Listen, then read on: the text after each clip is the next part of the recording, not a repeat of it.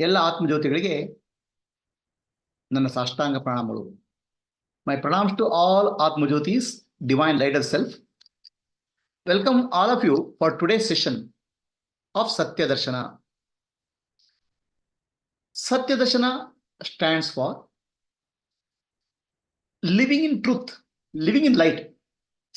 People say, I have studied so much of Vedanta, so much of scriptures I have studied, so much of spirituality I have gone through. Finally, I have to live it in my life. The living in light is called Satyadarshana. So, as a part of our journey of self-discovery, we have 3 programs which are going on. Atma Darshana is who am I? It's about awakening our pradna, our wisdom. Then what am I? I'm nothing but bund of energy, Shakti Darshana. Who am I really? I'm awareness. And where am I? How do I live my life in the light of truth? It's called Satyadarshana. So these are the 3 dimensions, 3 types of 3 programs which go on. Every alternate week, 1 program is there. Every alternate week, there's a program. First week, Atma Darshana. Next week, Shakti Darshana. Next week, Satyadarshana. So let us understand. Today, the theme is the secret of bliss. So all of us think that I want bliss. Okay, every spiritual seeker is seeking bliss. What is bliss? I was trying to explain about bliss in one class. Ananda. So, what is Ananda? What is bliss? I was trying to explain in the class. I said, for finding Ananda, you don't have to go to Himalayas. Okay, you can find Ananda in your home. The bliss is your nature. You don't need to go to Himalayas. So then a person comes up, he gets angry in the audience. He comes and says, what do you know? What do you mean, Prabhuji? Okay. The real bliss is only in Himalayas. I met a monk who wears only kaupina and he is in Brahmananda. So we have a very different concepts of Ananda. So to get Brahmananda or supreme bliss, you have to wear a loincloth and live in Himalayas. Only people in Himalayas can get Ananda. Other people cannot get Ananda. They will get rationed Ananda. Ananda is a ration. So many concepts are there for Ananda, bliss. So today, the theme of the session is how to live in bliss. From mess to bliss. What do you understand by the word called bliss? Ananda. Basically, we try to expand our understanding of happiness many folds. So if I drink a cup of coffee, I'm feeling happy. 1,000,000 times drinking a cup of coffee is bliss. Something like that will extrapolate. Right? We think the Ananda as a multiplication of happiness which we get in life. I get happiness if I eat something. I get happiness if I go to a movie. So Ananda must be some 1,000,000 times more than that.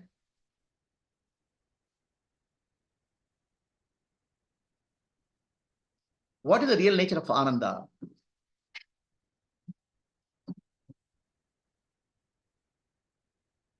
What is bliss?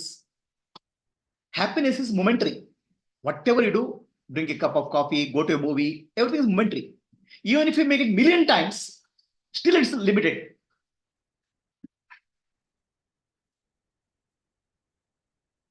Happiness, Ananda, means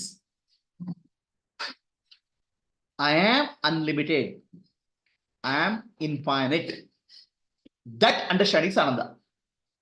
Then whatever is there in life, it doesn't make a difference to me.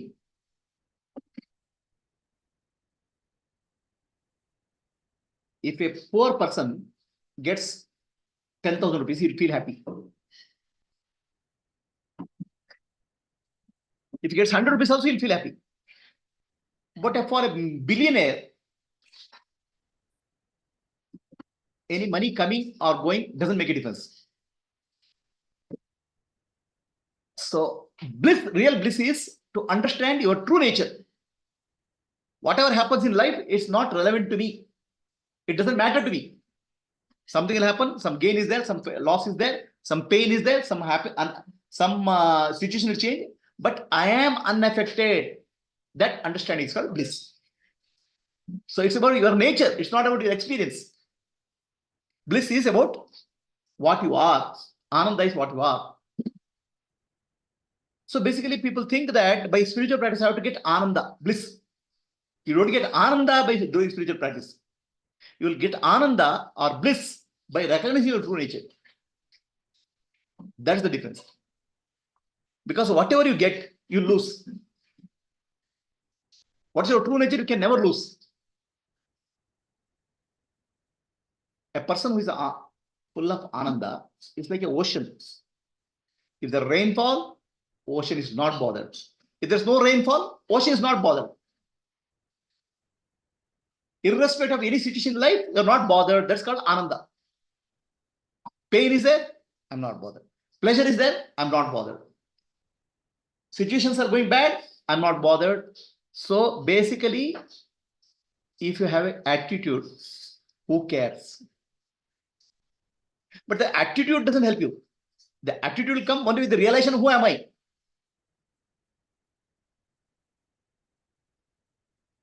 So the bliss is the definition of, is understanding of bliss clear?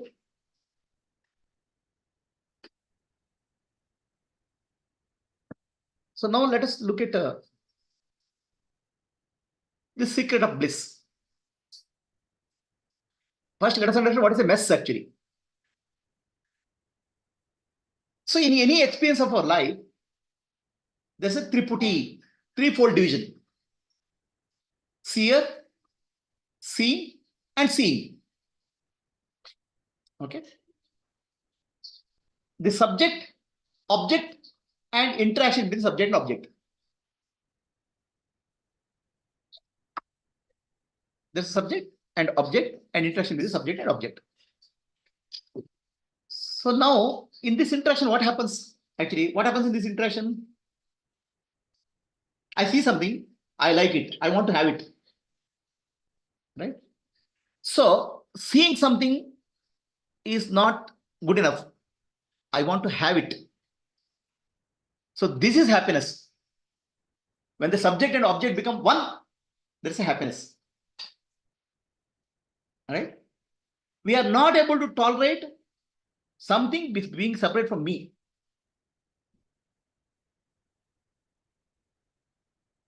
We want to have a union. I want to have it.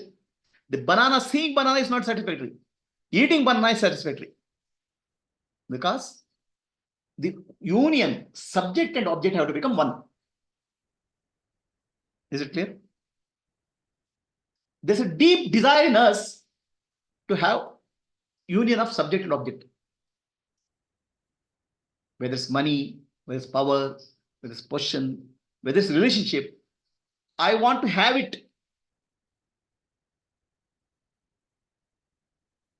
Some person is there. The relationship with the person makes me more satisfactory. Somewhere connecting or joining gives me happiness. Subject and object separation causes misery. Is it true? You don't have to agree because I say. Does it make sense? Any normal people who transact, that is the reality. All are normal only, no? Just like then who realize.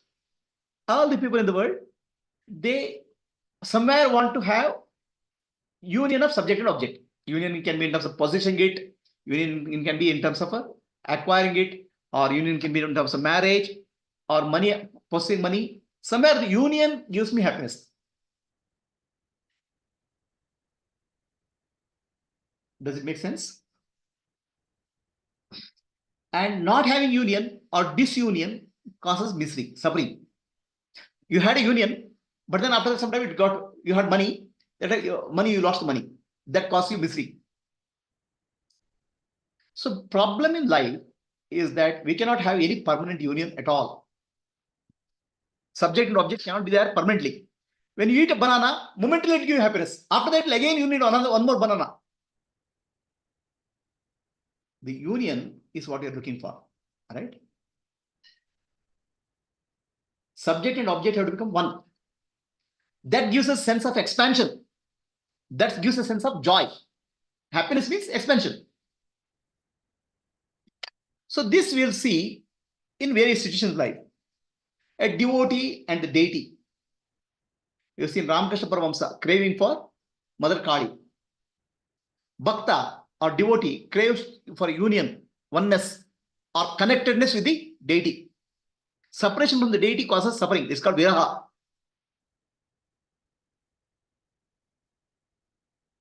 So this union with the deity is what we call yoga.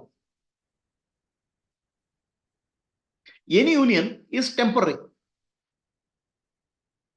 But any union, subject-object union, gives us happiness. Sometimes a little bit of happiness, sometimes a lot of happiness. But whatever the happiness is temporary. So what is our main craving in life? Subject-object union is the craving in our life. Okay? So this will come across everything in life. Home. I want to have home. I have home. I want to buy a new home. If I buy a new home, the home has to be well beautiful. Something I want to possess in life. The subject and object have to become one. Then only you become happy. Work. I want to have a job. I want to have a job. Job is there. But I want to have one. So the union is what gives me happiness. It comes to me. It gets connected to me. That gives me happiness. Family. I want to have a family. I want to live with family. Money. I want to have money. So union gives us happiness. Subject and object have to become one.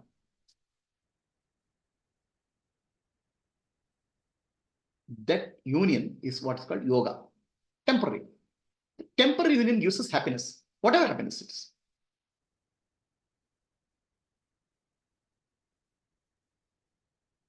And the moment after that, again you need crave for that.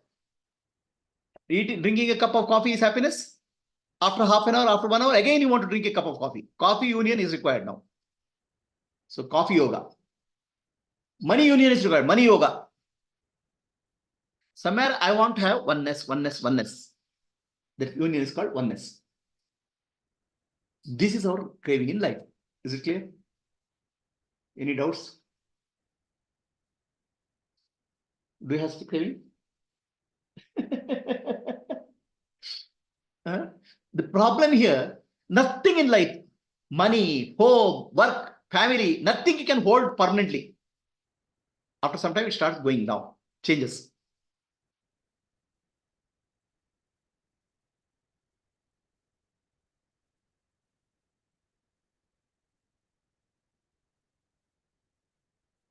So, a ignorant person, Adnani, he sees the world. Given a choice, you want to buy a site in Bangalore, BDA site. But if you have opportunity, you want to buy Bangalore. If you get an opportunity, you want to buy the whole world also. Then go for moon also, buy moon also. Right? Only because you don't have opportunity, limit to one BDA site.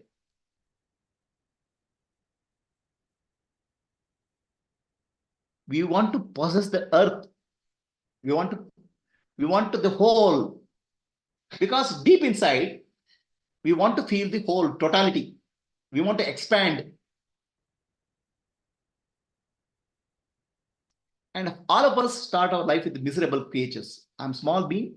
The world is so big. I'm separate from the world. Separation from the world is suffering. Somewhere I want to connect with the world. Somewhere I want to possess from the world. And somewhere I have to possess the world. Have you heard of these asuras? Ravana, then Hiranyakashipu, Hiranyaksha. They want to possess the three worlds also. Bhuloka, Bhurloka, Patala-loka. So they don't want to just one piece of land. They want to possess the whole world. Is there some asura in that you also? Huh? Is there a limit to what I want to possess in your life? Is different. Degree is different because you feel I can't handle it. I can't do it. Slightest opportunity, you want to grab. That is called asura. Hiranyaksha, Hiranyakashipu, Ravana.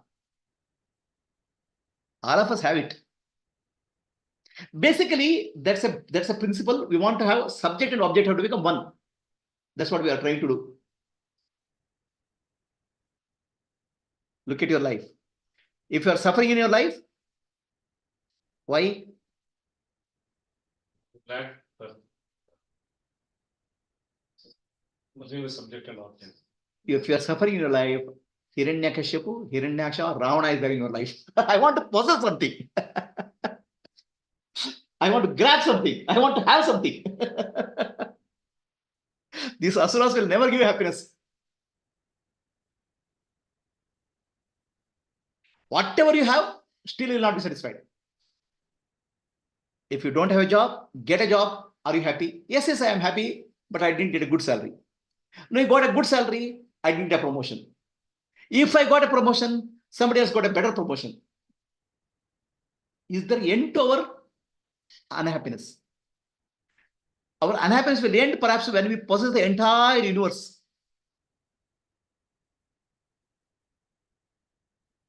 And if you are able to possess the entire universe, it's called Brahmadnana. I am the world. If you are able to understand, I am the world, you are done. Until that point of time, you will keep on suffering internally. Because I am separate from the world. Union is our desire. Oneness is our desire. So, what happens in case of Gnani? That's why this Vedanta teaching says, my dear, your desire for oneness with the objects of the world will never be satisfied. Why? Why will you never be satisfied? Because anything in the world is constantly changing. You are also changing. Your body is also changing. A changing thing cannot possess another changing thing. A changing object, my body and mind, is changing. And the world is changing. So the changing is trying to hold on to changing. It cannot be possible. Can changing hold on to another changing? So the fan is there. Put a finger into the fan, it's fine.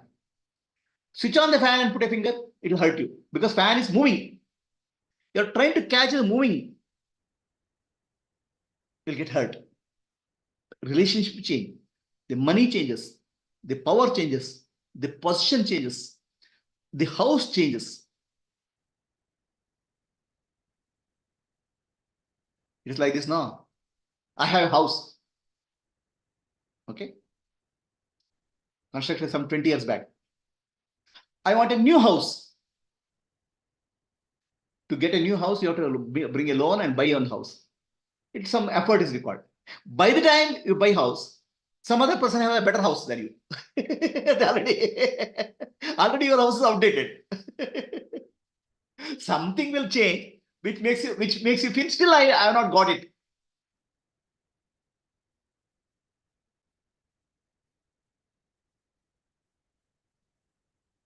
So that's where Vedanta says this can never be satisfied. Only unchanging can possess the unchanging. Changing cannot possess the unchanging. Changing cannot possess the changing. The body changes, the mind changes, the intellect changes. The world changes constantly. Was Bangalore like this before 10 years back? 10 years back, if you come to the street, you would not have recognized now. What's that? Everything changes. A changing, try to hold something changing cannot work. It causes hurt. Unchanging only can find. So that is the meaning of Tat Tvam Asi. You are that. Union you want, correct? Union with what? Tat Tvam Asi means first level understanding Tat Tvam Asi. Tvam means you. What is you? Includes the body and mind. What you think you are is you. The Jiva. I'm not even speaking of Chidabhasa, Atma or anything. You think you are somebody. Right? That you. And Tat means here, at the first level, world. We are not even bothered with Ishvara or Bhagavan or something. We want to possess the world. Jiva wants to possess the world. We want to grab the world. Right? So that is not possible until you understand Tat Tvamasi. You are already that.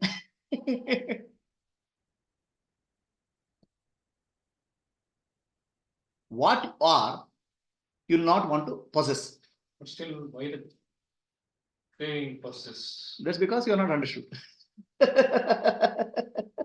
a way, not understood. So, Tat Tvamasi means you are already Brahman. Understand? Actually, by trying to possess something, you want to become Brahman. Brahman means expand. Brahman means Brahat. I want to become big. I want to become big. Is it not ambition for anybody? Big job, big position, big money, big house. Huh? All of you want to become Brahman only, no? In a sense, not the Brahman of Vedanta. Brahat, you want to become big. Big friends, big group of friends, big promotion, big name. Big is actually Brahat, big. That craving will stop only when you realize already you are Brahat, already you are big. Brahat means Brahman. Brahman means infinite, big. So then you don't have craving for anything. Are you clear? So there's only one way of realizing it is I want to have the world. The desire will drop when you realize I am the world. Sarvam Khalida Brahma. I am this world. When you realize the desire for possessing the world will drop. I am the universe. I am the totality. The subject and object is one. When you realize the desire for possessing it drops. See, you have a nose. Okay. You will never say, I want one more nose. What you have already, you will not ask for it. If the whole universe is you, what will you ask for? What craving you can have? This is called Bhuma or infinity. I am the world. That means subject and object is one. Are you clear? Tattvamasi means subject and object are one. But the problem here, subject and object cannot be one because subject is a form, object is a form. And forms are constantly changing. Right? Everything is changing. Subject is changing, object is changing. How can they be one? They cannot be one as subject as object. Right? They cannot be one as subject and as object. They can be one as the essence of subject and essence of object. The real nature of subject and real nature of object as they can be one. But as subject what it is, as subject what you appear to be, and as object what appears to be, it cannot be one. You cannot be one with the world as you are. You cannot possess the world as you are. But if you go to your real nature, you are the world. That's the meaning of Tattvamasi. So you want to possess the world. Subject and object duality want to end. I want to possess the world. I want to become infinite. I want to become Brahat. It is not possible. You as you. And world as world is not possible. Right? real you and real world, it is possible. And real you and real world is called Brahman. Then it's possible. That's meaning of Tattvamasi. So Tat, first level of meaning is you are not what you are. You are considering you are body, mind, and intellect. You are not body, mind, and intellect. You are Jiva. And the world is nothing but what appears to be there, but the world is nothing but Ishvara. So Jiva and Ishvara is one, is called Tattvamasi, first level. Even the equation doesn't work there. Because Ishvara is infinite, Jiva is finite. Even that equation doesn't work. So then what do you have to do? Then what is Jiva really? What is world really? You have to analyze. The Jiva really is nothing but consciousness. I am consciousness. In essence, I am conscious. If there's no consciousness, there's no Jiva. My nature is consciousness. Chit. And nature of the world is what? Sat. Something exists in the world. So the desire for union is Sat and Chit to become one. Sat and Chit becomes one is called Ananda, bliss. Are you clear? Otherwise, you as you and world as world will never catch up because everything is changing.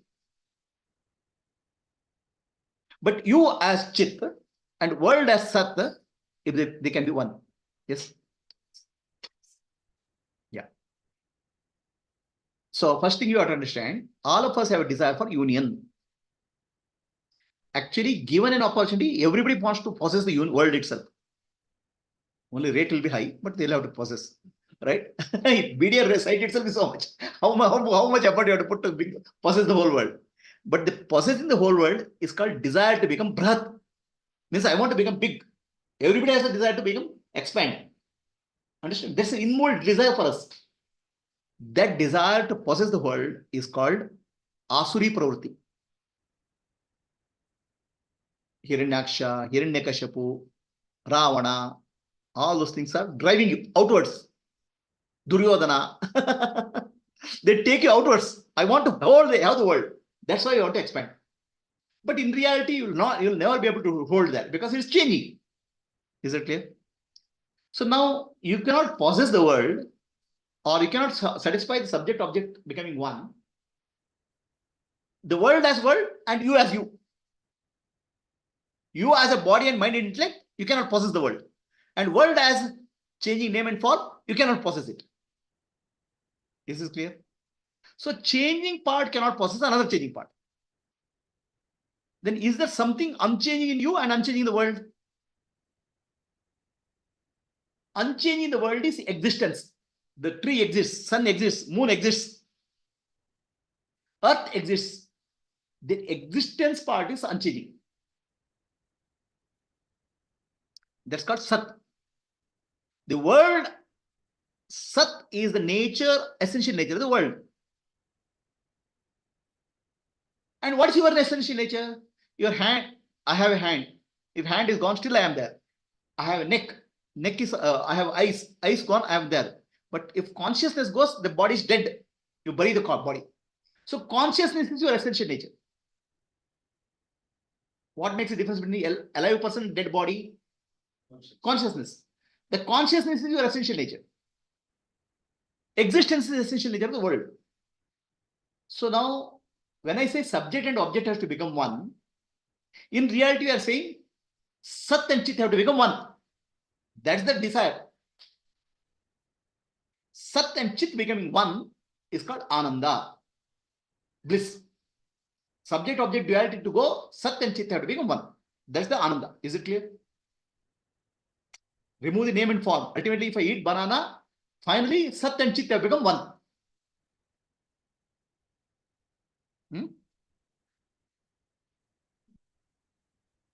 So now, next question you have is, your consciousness, do you exist? Yes, I exist. Sat and Chit is my nature.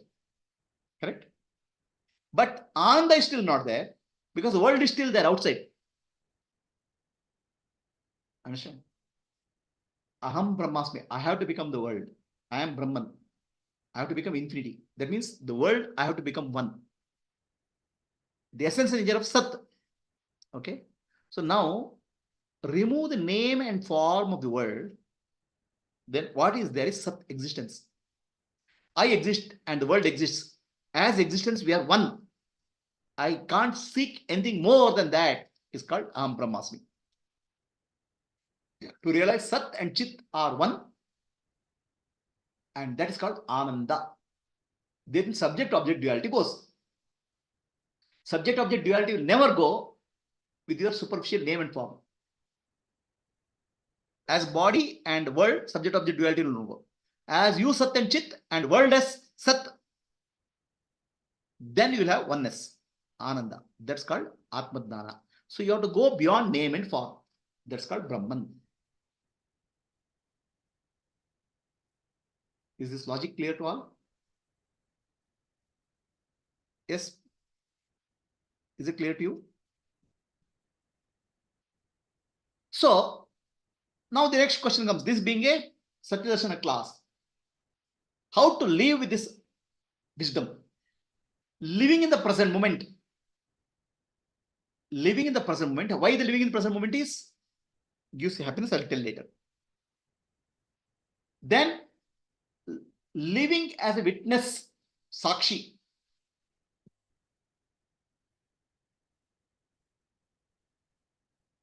Accepting life as it is.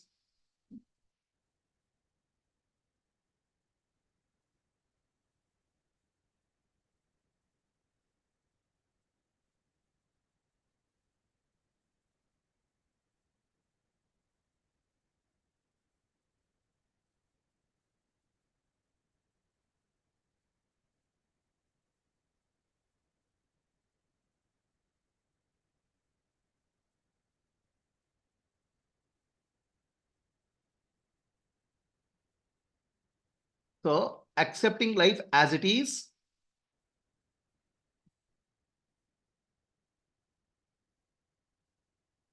So, if you want to have bliss in life, you have to apply this 4-point formula. Live in the present moment. Moment to moment, it's called yoga. Moment to moment, union happens. Present moment is union. Yoga. Living as a witness, Sakshi. Accepting life as it is. Then realizing transcendence, non-duality. 4 is surrender. So this is the 4-point formula for blissful life. All of them are practical.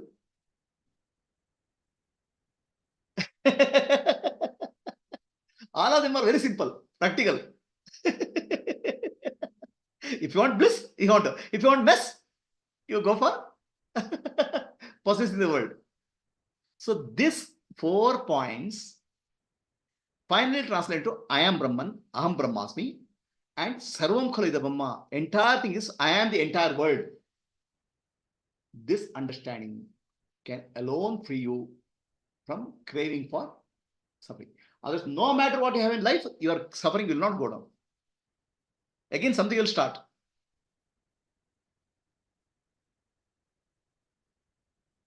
Okay, let's stop, pause for questions. Anybody has questions on Zoom?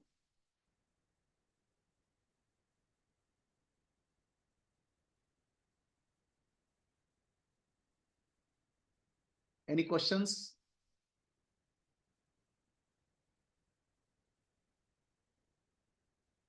Gayatri, Guruji, Purnima. Yes, Vaski. Guruji, realizing transcendence ಅಂತಂದ್ರೆ ಏನ್ ಗುರುಜಿ? This is real transcendence is beyond the changing name and form, right? The consciousness or awareness is there, which is Sat Chit Ananda. My Swarupa is Satchidananda. That's called transcendence. I am Satchidananda. So moment to moment ಆ awareness ಅಲ್ಲಿ ಇರಬೇಕು. That is what it is. Moment to moment awareness yoga. Living in the present moment. With the clarity and establishing that I am Brahman, Satchidananda Swarupoham. So that is called Jnana, Mukti. So that is not moment to moment. That's going beyond moment to moment. Okay, Guruji. Aparoksha Jnana or Atma Jnana. Yes, Purnima, any questions? Kaumari, am I clear what I'm trying to tell? Subject-object duality. Hari Om Prabhuji. Yes, Prabhuji. Hari Om Guruji. Hari Om Kateni. ನಿಜವಾಗ್ಲೂ ಹಿಮಾಲಯಕ್ಕೆ ಹೋಗೋದು ಬೇಕಿಲ್ಲ ಅನ್ನೋದು ನಿಮ್ಮ ಹತ್ರ ಬಂದ್ಮೇಲೆ ಸ್ಪಷ್ಟ ಆಗಿದ್ದು. ಮೊದ್ಲೆಲ್ಲ ಅಯ್ಯೋ ಅವ್ರು ಅಲ್ಲಿ ಹೋದ್ರಂತೆ, ಅಯ್ಯೋ ಎಷ್ಟ್ ಚೆನ್ನಾಗಿತ್ತು, ಅಯ್ಯೋ ನಾವು ಇಲ್ಲೆಲ್ಲೋ ಹೋಗಿತ್ತು, ಏನ್ ಮಾಡಕ್ಕಾಗತ್ತೆ ಅಂತ ಈ ಪೇಚಾಟಗಳು ತುಂಬಾ ಇತ್ತು. ನೀವು ಅದನ್ನ ಎಷ್ಟು ಸುಲಭ ಮಾಡ್ಕೊಟ್ಟಿದ್ದೀರಿ ಅಂದ್ರೆ ಯಾವ ರೀತಿ ನಿಮಗ್ ಧನ್ಯವಾದ ಹೇಳಿದ್ರು ಸಾಲದು. That person came and scolded me actually, practically. What do you think? Without going to Himalayas, without having wearing a kaupina, you cannot get bliss. Ananda, Brahmananda. ಗುರುಜಿ. ಕೌಪೀನವಂತಹ ಖಲು ಭಾಗ್ಯವಂತಹ ಅಂತಾನು ಶಂಕರಾಚಾರ್ಯರು ಬರ್ದಿದಾರಲ್ಲ. ಆ ಕೌಪೀನವಂತ ಖಲು ಭಾಗ್ಯವಂತ. Okay, the one who has possessed line cloth is very bhagyavanta because he's blissful. I'll tell you a small story. Okay, so kaupinavanta balu bhagyavanta. So there was a king. His name is this guy. What is that term? Janakaraja. Janakaraja is a king. He has a big family. He has many wives, lot of wealth, then soldiers, kingdom. He rules the kingdom. One monk, actually, no, the monk is none other than Vyasa Maharashi's son, Shukamuni. Shukamuni was sent by his father because Shukamuni is wearing a kaupina, langoti. Loincloth is a bliss. Nothing else is required. Then Vyasa Maharshi, who is a householder, he sends him to Janakaraja. Go and learn from him. Shukamuni is very skeptical. Janakaraja is a householder, he has so much of wealth, money, power and position. But I wear only loin cloth, so I am blissful. Kaupinavanta, balu bhagyavanta. So he goes to, anyway, because father has told, he goes there. So Janakaraja says, please stay in my ashram. Why you have come? My father has told, so I'll have to learn something from you. So then Janakaraja says, stay in my ashram for some time. So he stays there. He has only 2 loin cloths. He is given a nice place, good food to eat, but he is not very comfortable. He is only comfortable with 1 piece of loin cloth. One day, while taking the bath, loin cloth is stolen by somebody. Piece of cloth is stolen by somebody. He had 2 pieces. 1 piece is stolen. He is so worried. He comes to Janakaraja Asthana. And he says, what happened? My loin cloth is stolen. Okay, don't worry, give it. So now it's peaceful. Then somebody comes and runs and tells Janakaraja, okay, your palace is on fire. Janakaraja says, okay, send somebody to put water there. Janakaraja is not disturbed when the palace is burning, but this person is disturbed when Kaupina is gone. Kaupinavanta, balu bhagyavanta. Is it clear? Katyayini? It is not what you have. What is your attachment to that makes a difference.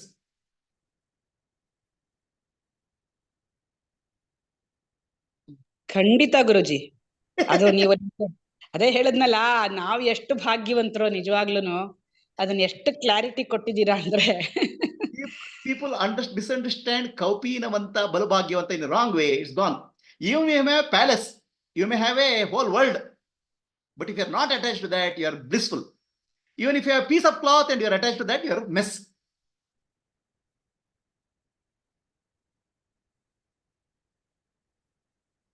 Okay. Anybody else has any question? Any questions here? If you're not attached to this, like you can still use it. Yeah. But you should not get, without which I cannot leave or whatever. Okay, this was really good. See, you have to understand Vairagya in a very clear way. People think the Vairagya is, the moment you Vairagya, I have to leave my family, go to Himalayas, grow a beard. Vairagya is not that. Vairagya is being free from raga and dvesha. I don't want also is raga. I want something is raga. I don't want something is dvesha. A Gnani is free from raga and dvesha. He doesn't run away from something. Suppose somebody comes and gives a Mercedes-Benz car to Gnani. No, I have vairagya, I don't touch my Mercedes-Benz. What big deal? I'll take the Mercedes-Benz and use it if required. Tomorrow the Mercedes-Benz is gone. He doesn't crave. Having or not having doesn't make a difference in life. That's called vairagya. In other words, there are some basic needs in our life. Okay? Food is a need. If I don't get food, I'll die. Whereas car is a luxury. I mean, if I have a car, I'm okay. If I don't have a car, I'm okay. Food is a need, car is a luxury. For a common man, a definition of need and luxury is very unclear. So I need a house. I need a bigger house. I need more money. So that's a need. For Gnani, everything is a luxury. You don't have food also is luxury because life itself is luxury for him. Having it or not having it doesn't make a difference. That's the nature of Gnani. So the Vairagya have a wrong concept saying running away from the world. No. You cannot run away from the world. So, any questions, Narasimhamurthy? Prabhuji, I just now joined.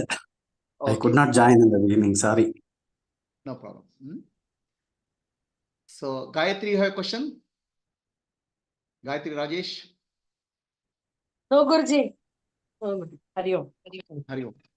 Okay. So, if there are no questions, we will do a meditation. Sit silently for some time.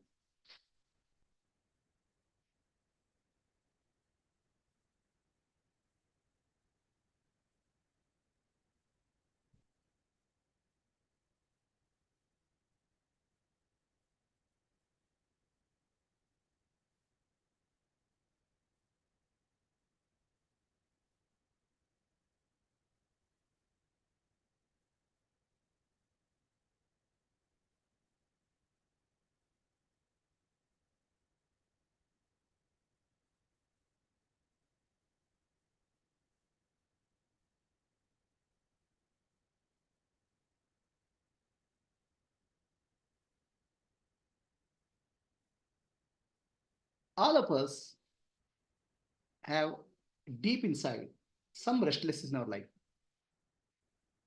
I want something. I want something. Until I get it, I'll be restless.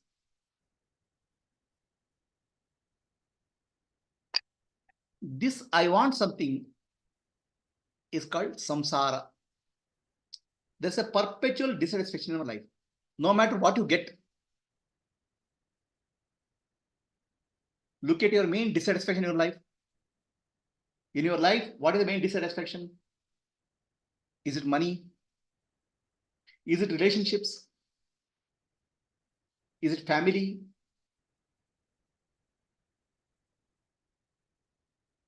Is it job? Do you have some dissatisfaction in life? And this dissatisfaction will keep on creating restlessness in you. I want. Do you think this restlessness will go once you get it? Something else will start again. New thing will start. It's endless. So there is a desire in all of us to expand, to grow, to become big. This desire is the desire for union. Subject and object has to become one. Whatever I see, I have to become one with that. Whatever I desire, I want to become one with that. This desire can never be satisfied fully because both subject and object are constantly changing. Change is the nature of both subject and object. Given a chance, I want to possess the world. But it's impossible because I is changing. The body, mind, intellect is changing. The world is changing. So the only way is to realize the Vedantic teaching, Tattvamasi. You are that already. If you are already the world, You don't want to possess the world. If you already have a nose, you don't want to have one more nose. So realizing that I am the world is the solution. How can I be the world? The world is vast. My body is limited. So that's why I have to inquire into my nature. Who am I? My essential nature is consciousness, chit.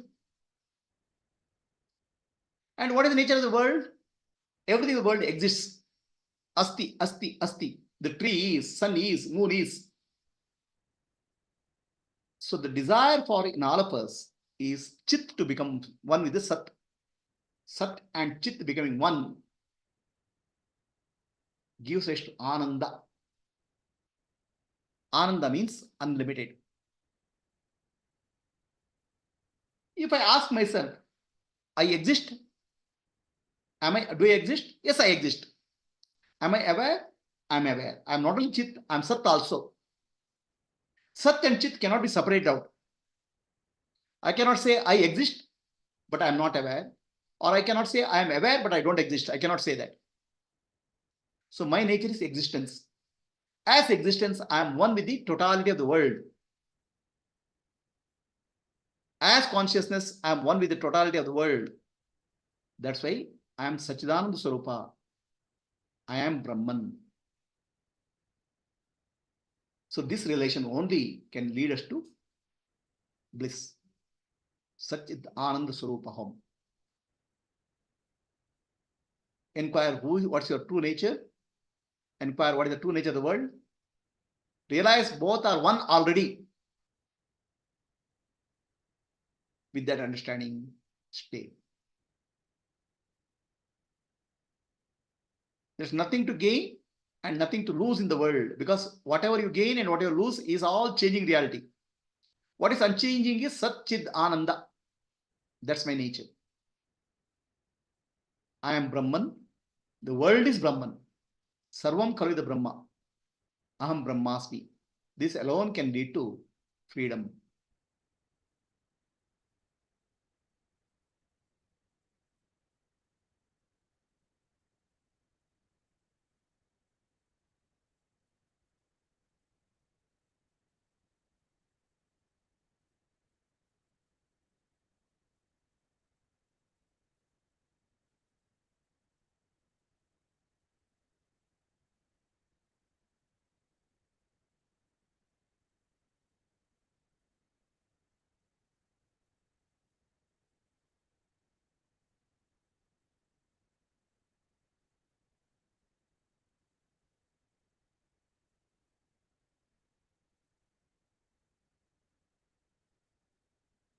Asatoma Sadgamaya Tamasoma Jyotirgamaya Mrityorma Amritam Gamaya. Om Shanti Shanti Shantihi. Nanembudu Nanalla Ideha Manabuddhi Nanalla Sachidanandatma Shivanannani Shivoham Shivoham Shivoham Atmadarshanam Brahmadarshanam Brahmadarshanam Satyadarshanam Antarjyotihi Bahirjyotihi Pratyak Jyotihi Paratpara Jyotireva Jyotihi Swayam Jyotihi Atma Jyotihi Shivosmiham Lokaha Samastaha Sukhino Bhavantu Lokaha Samastaha Sukhino Bhavantu Lokaha Samastaha Sukhino Bhavantu. Harihi Om. Shri Gurubhyo Namaha. Harihi Om. Rub both of your hands. Close your eyes. Give warmth and open your eyes. We will give 15 minutes break. It's 11:10 now. 11:30 we'll join back for next session. Okay?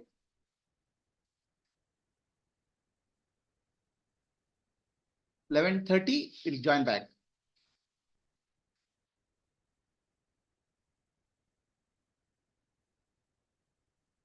Are you putting the coffee? Wait.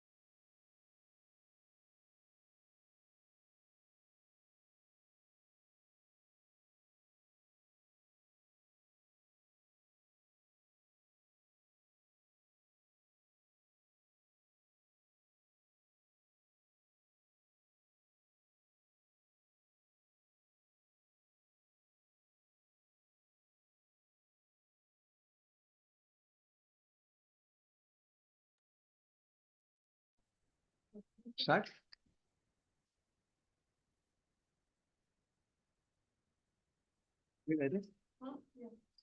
What is it?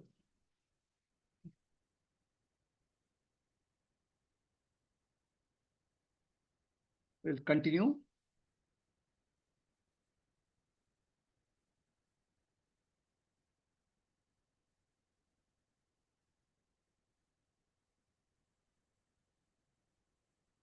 So now next question is, next aspect is our original phase. What is our original phase? Original phase. Face. What's our original phase?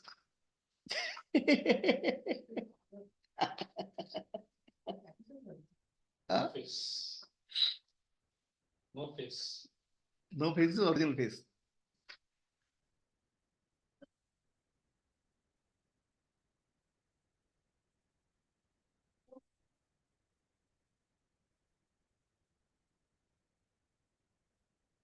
So let us look at our original phase. How to see your original phase? How do you see your current phase? Huh? How do you see your current phase? Huh? How can you see your face? You need a mirror. How do you see your original face? You need a mirror. Is there a mirror to see your original face? What is a mirror? What is a mirror to see your original face? Guruji is the mirror. So let me ask you a question. If a tree falls in a forest and no one is around to hear it, does it make a sound? Did the tree fall?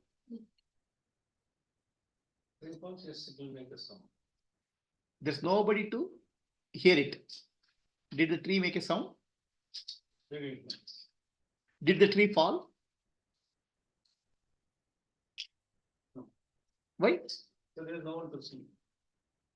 So then how can you say tree didn't fall? Huh? Was there a tree? Was there a tree?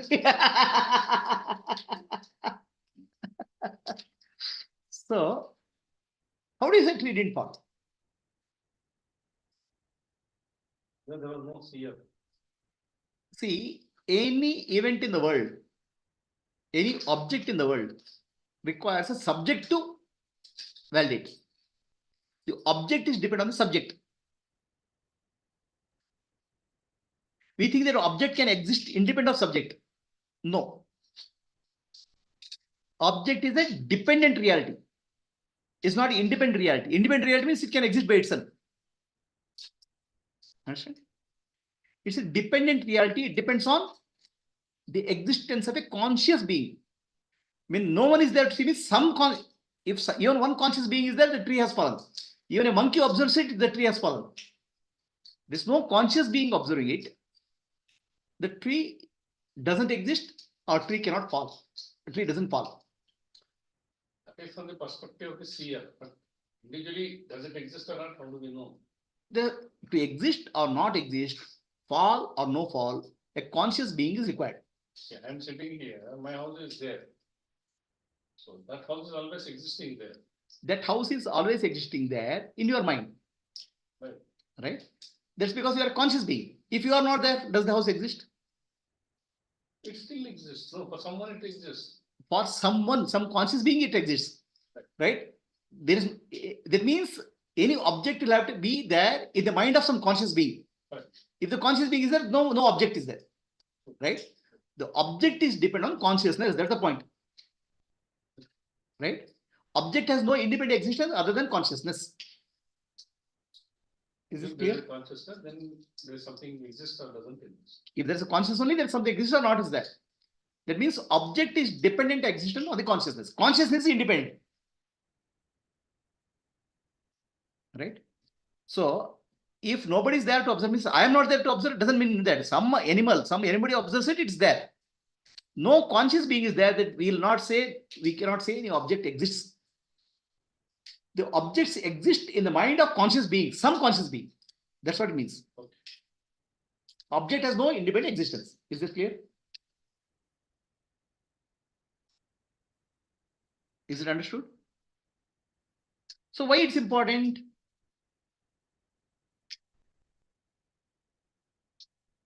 Why it's important? This is called Drashti Srishti Vada. Why this is important? Let's understand. To see a mirror, to see our face, we need a mirror. Now, to see our original face, what is the mirror? What is our original face? Is consciousness.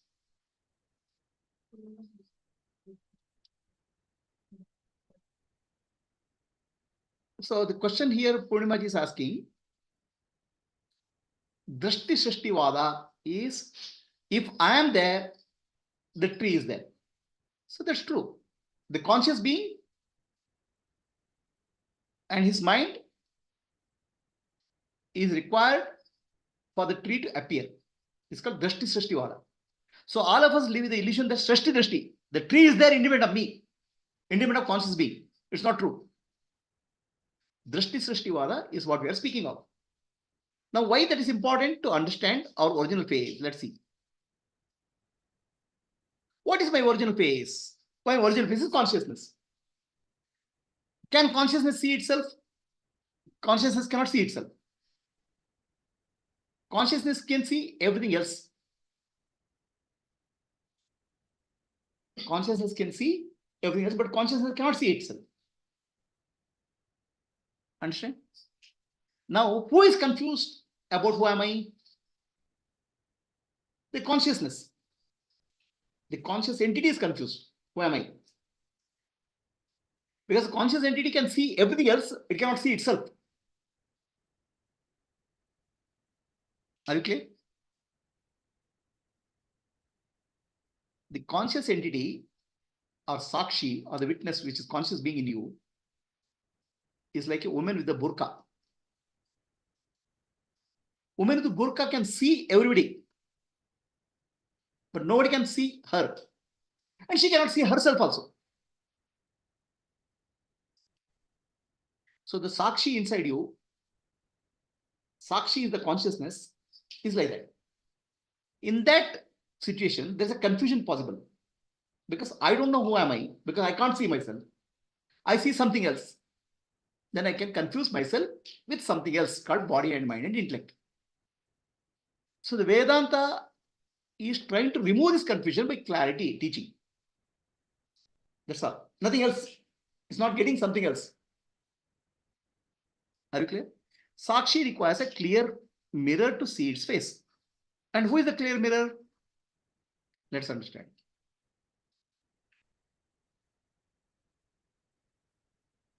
So the way it appears, this is the Sakshi, the witness.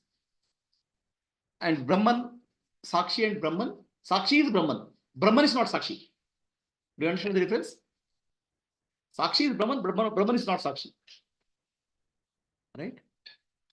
So Sakshi is reflected in the mind, the intellect, it becomes the mirror. It's called Chidabhasa. Reflection is called Chidabhasa. And Chidabhasa falls on the body. Body also becomes alive. Body also becomes conscious. Now, the consciousness here, consciousness here, consciousness here. That's a total confusion. Which is real consciousness? The mind is conscious, the body is conscious, and original consciousness is there. Original consciousness cannot see itself. So there's a confusion about who is real consciousness, who am I really? There's a mix-up happening. The body is also conscious, the mind is also conscious, the consciousness also is observing it. Are you clear? So unless we clearly separate out, not physically, logically, we will not be able to find out what is real consciousness. So there's a confusion coming now. Body is conscious, so I start thinking I am body. Who is start thinking I am body? All these entities put together. Sakshi, Chidabhasa, and body reflection on Chidabhasa, that becomes like one entity, Jivatma. In reality, Sakshi, nothing has to happen to Sakshi. But this whole thing acts like one entity called Jivatma. But in this scenario, the Sakshi is also eliminating the rows. Yeah. So then this next reflection is happening. So there's a reflection here, there's a reflection here, there's a reflection here. So reflection on the body, reflection on the mind, and reflection on the world also. Chidabhasa. So in the Chidabhasa, everything is getting illuminated. But the difference here, in the body and mind, here only seeing is happening. Okay. The experience is happening within the body and mind. So that's why I confuse with myself with the body and mind. All experience of the world is happening within the body and mind. Even the world appears outside, experience of the world is within the body and mind. So the experience I am confusing as myself. This is the field of experience. Body is the field of experience. Even the world is outside there. Ultimately, experience of the world is happening inside. Self is experiencing everything. Reality, self is experiencing everything. All right. So is this picture clear? Now, let us go to the next picture. See what is here.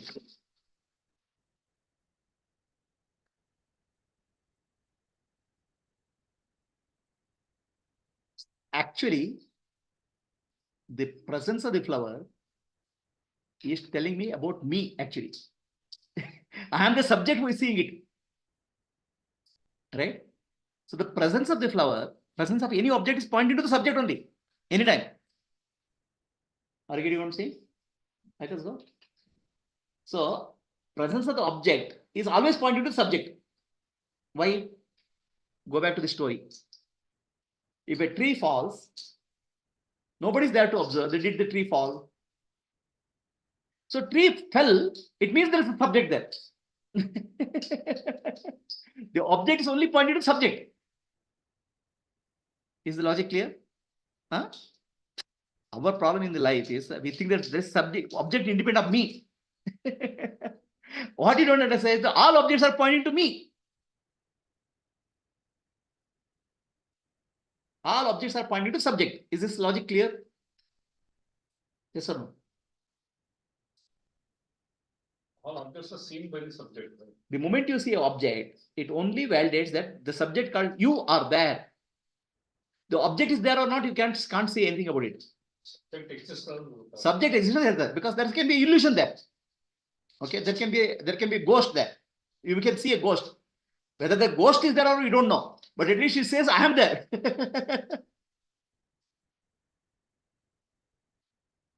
What appears there, we cannot say anything about it. No guarantee. Something is there. But it says one thing, I am there. Is it clear?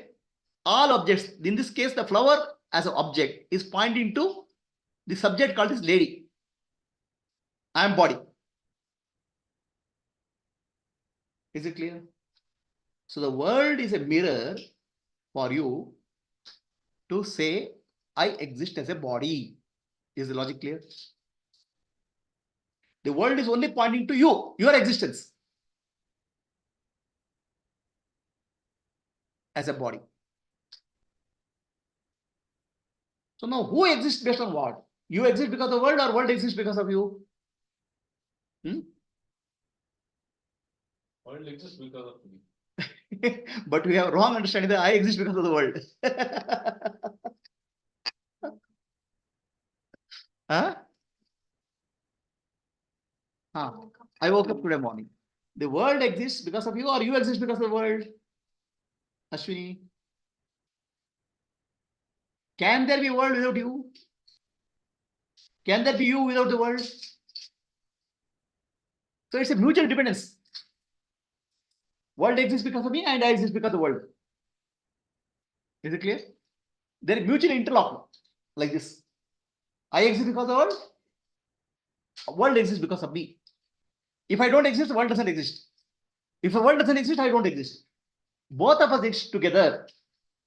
Is this logic clear? It's a mutually dependent existence.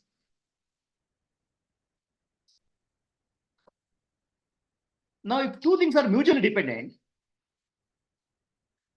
they don't exist independent of something else. They need something else to exist independently. Two mutually dependent things cannot exist by themselves. They need something else to exist. Otherwise, you cannot. There are two mutually dependent things cannot exist. Two things which are mutually dependent cannot exist by themselves. Because I exist because the world exists. World exists because I exist. But for world and I to exist, there's something which else is required, which is to make us exist. Otherwise, we can't exist together.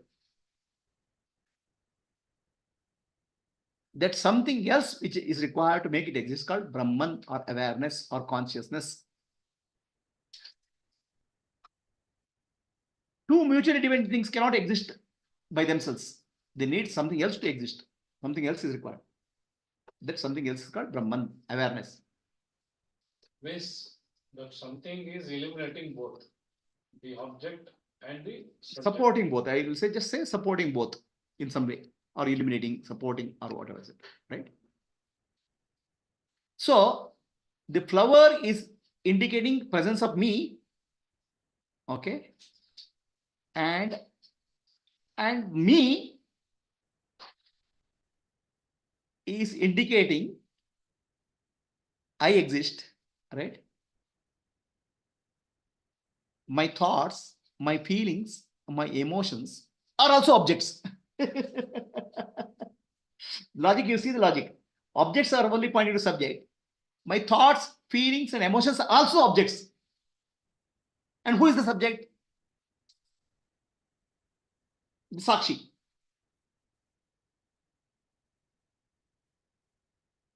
The object is pointing to subject called me.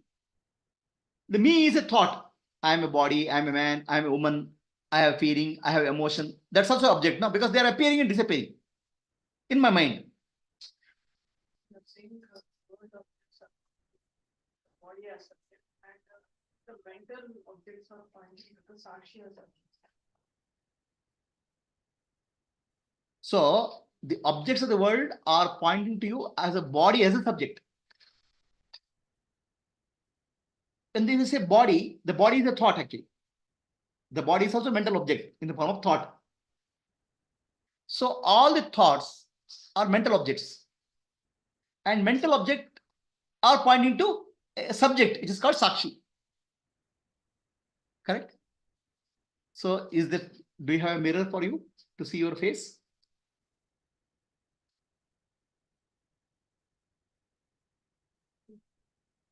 No, Sakshi is not a mirror.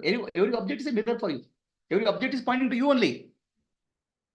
Every thought, every feeling, every emotions is pointing to. Are you getting what I'm saying? World is a mirror. World is. Yeah. What about the mental world? Mental world is a mirror for what? Mental world is pointing to. Is mental world is. Mirror for- I'm saying mental world is nothing but thoughts, no? Thoughts are objects, no? Objects are pointing to subject. They'll go by the logic. Objects point to subject.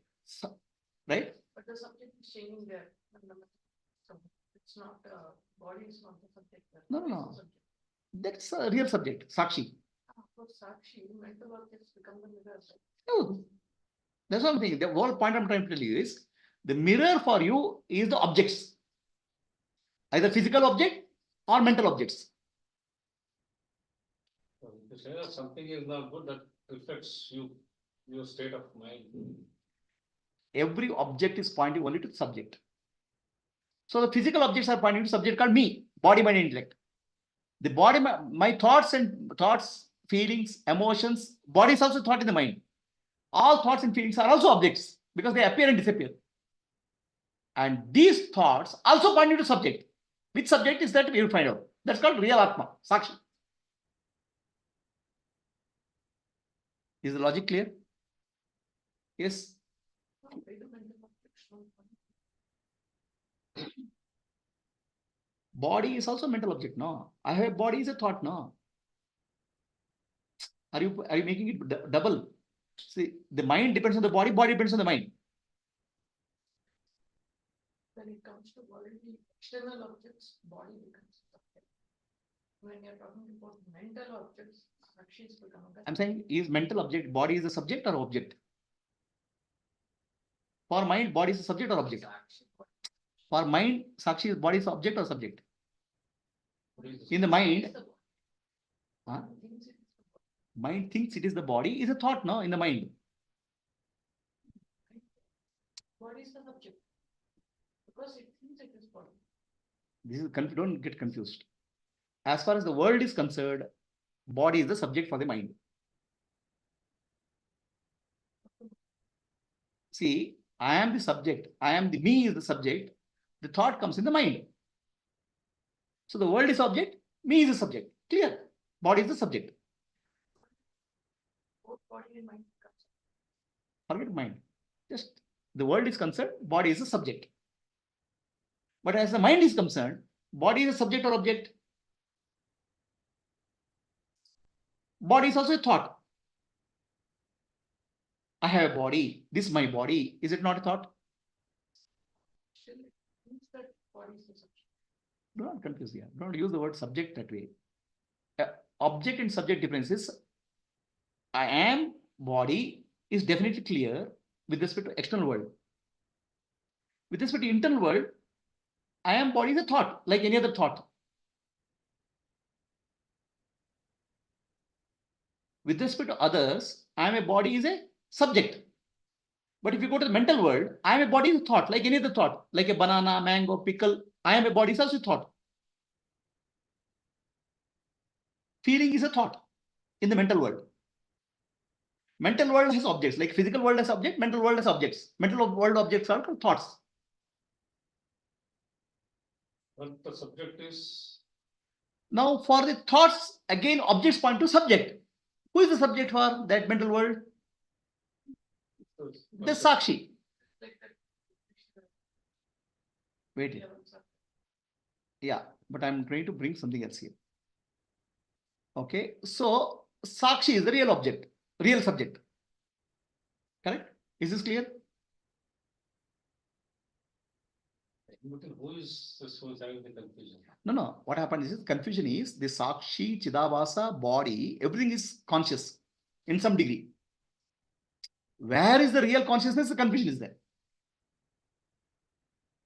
If the light is there in this room, all fully illuminated, I can't find out where is the bulb. Then there's a confusion. The full illumination of Sakshi is there in the body and the mind. Okay. Now, where is the source? There's the confusion. There's no confusion about the light. The confusion is the source of light. That's all. Are you clear? That's our confusion. We are not confused about the consciousness. We are confused about the source of consciousness. We know body is conscious, but we think body itself is conscious. Body is not the consciousness. Body is a reflected consciousness. What is the source of consciousness? We are confused. Right? So when you use the I word I, you are confusingly use it for all these three. Is it clear? When you refer the I. I mean, I'm also saying it's spiritual. Like finally, Arre Baba, please do not mix up pratyeka. This is a different prakriya. Do not go into some other prakriya. Here, this prakriya, I'm trying to bring out something from you. Okay? So do not mix up the prakriyas. This is a different prakriya I'm trying to tell. If you go to Dardashveka, I'm trying to tell something else. No, here you're starting the final. No. This is prakriya is only halfway through. So do not start mixing up prakriyas. Okay, so there is a confusion. Consciousness, source of consciousness, Sakshi. Mind is also conscious, body is also conscious. Everything should be light. But where is the source of light? We are confused. Everything we think this is light. Body is conscious. Our mind is conscious.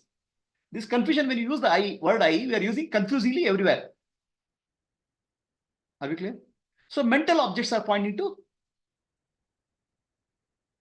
this Sakshi. Is it clear?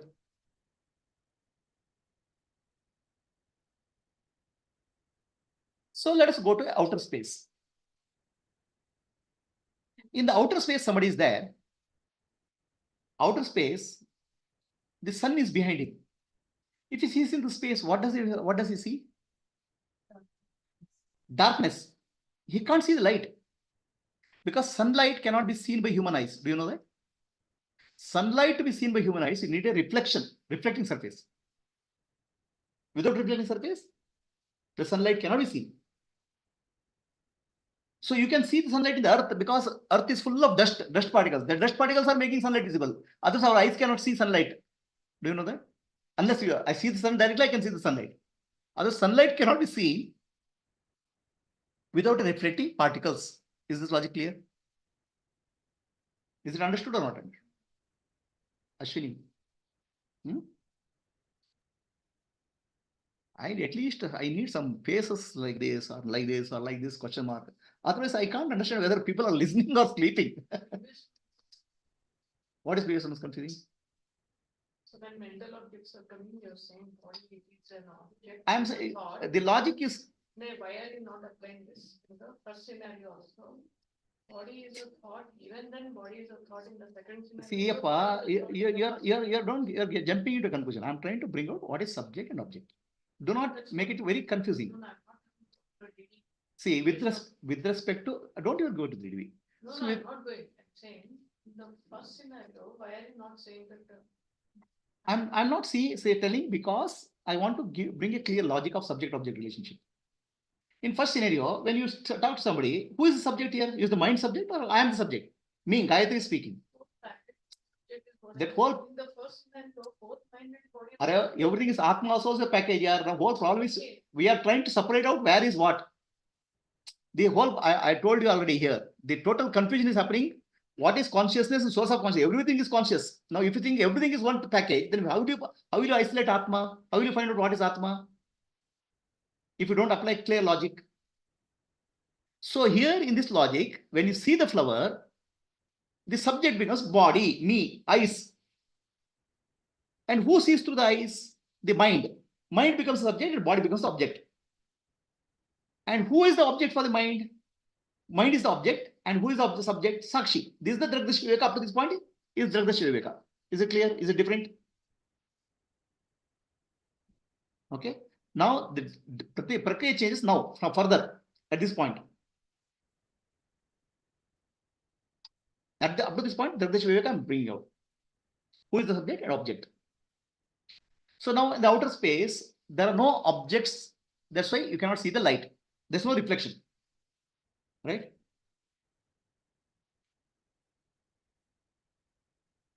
Awareness is the highest light. Awareness is the supreme light. Now, how can a supreme light? Anybody can see the supreme light? Can light see itself? Non-physical light.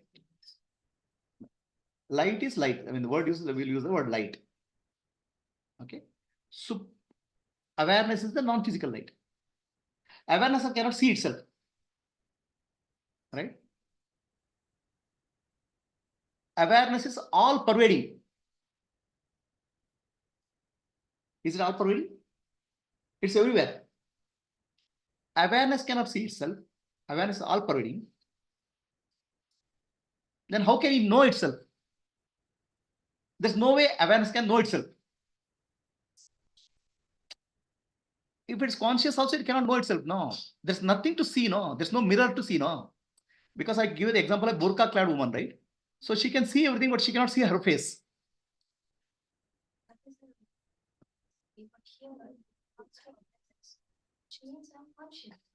I am conscious when you're seeing as a body. Awareness itself means conscious. Awareness itself is conscious, but it cannot become conscious of itself. The moment it becomes conscious of itself, it becomes split into subject and object. I am conscious of myself, right?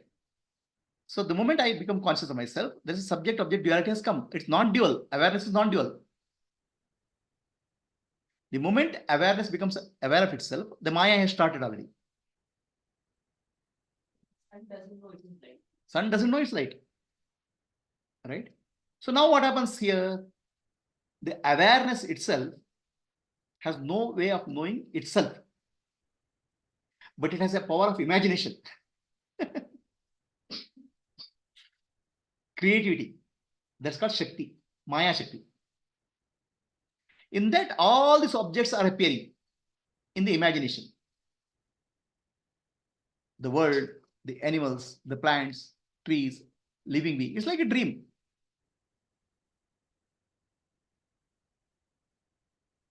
The Maya projects time, space, cause and effect, objects of the world. So what has happened now? Awareness has created a mirror for itself.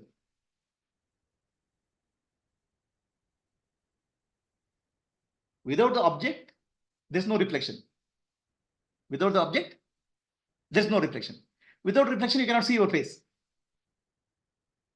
What is the object for, what is mirror for Brahman now?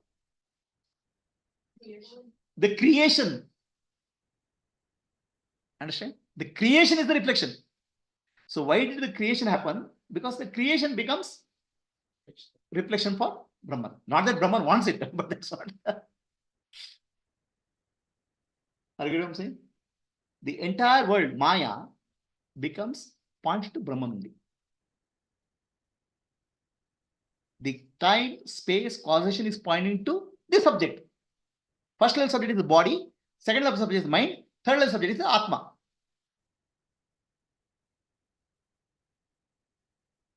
The Maya is not there to trouble you.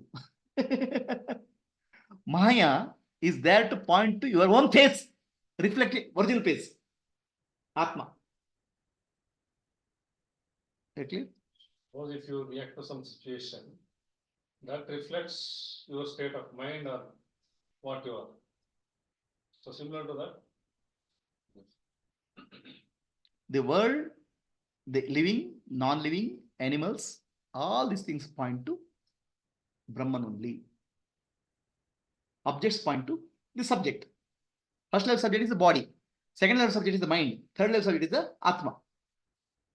Which is the real subject here?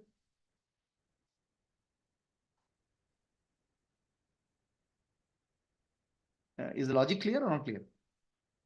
See, Brahman is bored here. In a sense, there's nothing else is there. Not even to see himself also is there. Then he has a dream. Dream is the imagination. That's called Maya Shakti. In the Maya Shakti, all the objects are created. And objects are really created to point to itself. Right? But the problem starts when the object becomes alive. This body becomes a Chidabhasa. This object is okay. The flower is the object is okay. It reflects back to subject. But flower cannot be seen without a living being. So living being, Brahman enters as Chidabhasa. The moment Chidabhasa happens, now there is confusion. Where is the source? Everything looks conscious. So I am the body becomes, I am the body, I am the mind, confusion starts coming.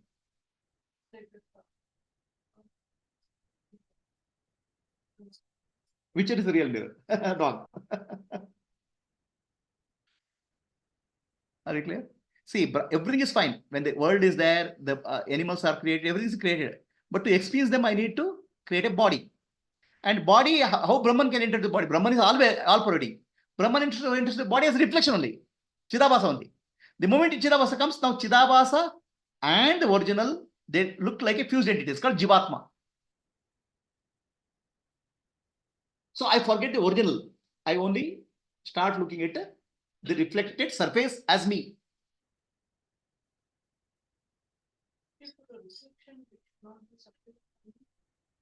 Hmm? So the question here is reflecting surface and reflected one, there should not be separation or not. No. So logic, I'm telling you, right? For reflection to happen, reflecting surface should be separate from me, correct? So that happens in Brahman. The first time Brahman is not aware of himself because existence and consciousness are one, Ananda. So Brahman becomes aware, I exist. The I gets separate, existence gets separate from the consciousness. That's why existence appears in the world. I exist. Now subject-object dualities come. I exist. Existence becomes objectified. And objectified existence becomes the world.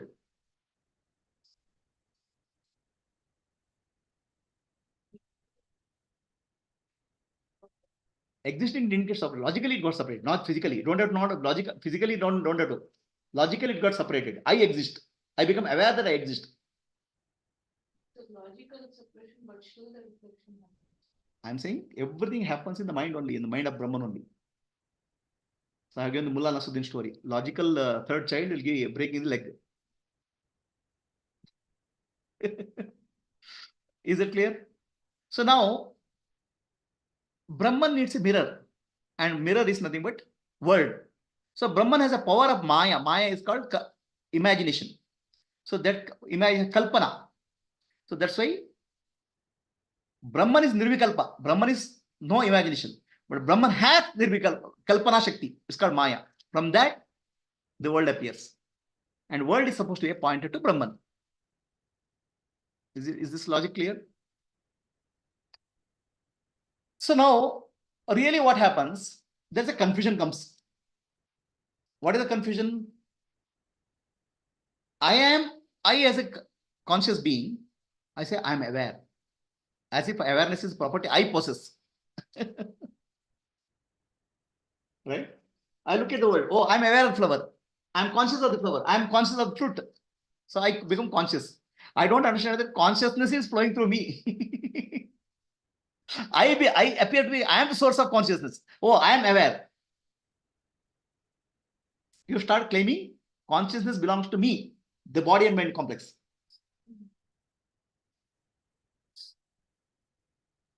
Right? But what really is happening is the body and the mind is appearing in consciousness like a dream character. The person is appearing in consciousness. Is it clear?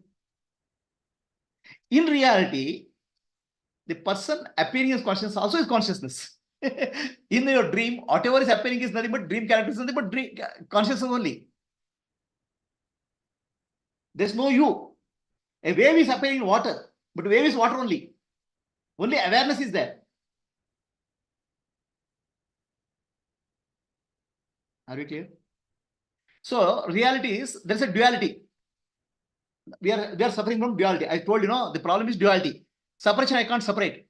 I want subject and object to become one. So that's what we call non-duality. But then we think that non-duality, duality is opposite of non-duality. This is false.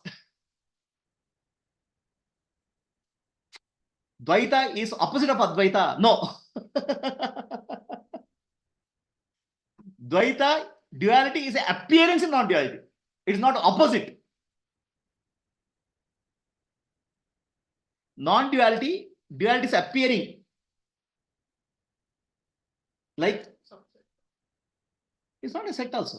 Just appearance. Like wave is not a subset of water. Wave is the appearance of water.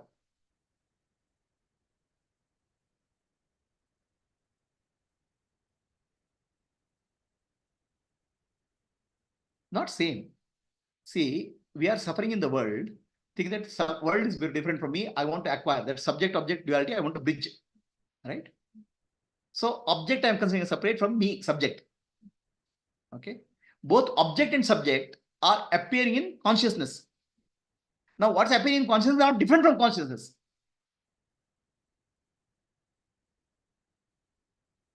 The wave is not separate from water at all.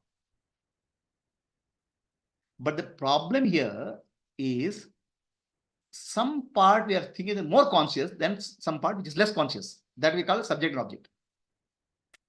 The matter is not conscious, so I call it object. I am more conscious, that's why I call it a subject. If matter is also as conscious as this thing, then I would say both are conscious. But matter appears to be less conscious and I have to be more conscious. That's why I call it as subject and object. But you're also equally conscious. Confusion, don't about to take the object here, me as a person. So, any object we are speaking of. Why we are calling subject and object? Because object is inert. I am conscious. We are talking only about non-living things. We are only speaking of subject and object relationship. Object is inert. Subject is conscious. So appears so. Yeah. So then you said, I'm a subject and you are. I'm also conscious. You are also conscious. So for you, I'm an object only. Right? Isn't it? I'm object. I'm a fully conscious of your interpretation, not your experience. For your sense organs in the mind, I'm appearing as an object. That's all. So beyond that, it's not your experience, it's just interpretation. So what we say is, from duality, people think that duality is the opposite of non-duality. Duality is not opposite of non-duality. Duality is appearance in non-duality. Wave is never opposing water. Are you clear? So this is where people keep on fighting Dvaita, Vishishta Advaita, Advaita philosophy as if they are opposite. It's not at all opposite. Advaita is the reality. Vishishta Advaita and Dvaita is appearance in Advaita. They are not opposing philosophies. It's a different flavor. Huh? You can say it's a different flavor. Different flavor? Huh? Like if See here, look at the picture of water. This is outer ring is called non-duality. Water. Inner ring is called duality. Wave. Is wave opposing water? But it will oppose water if I follow the philosophy of duality and you say you are non-duality. I'll oppose it because I'm holding on to something. In reality, there is no opposition in nature.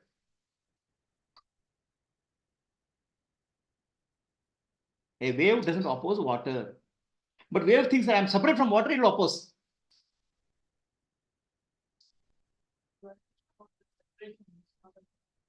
It's not about appearance.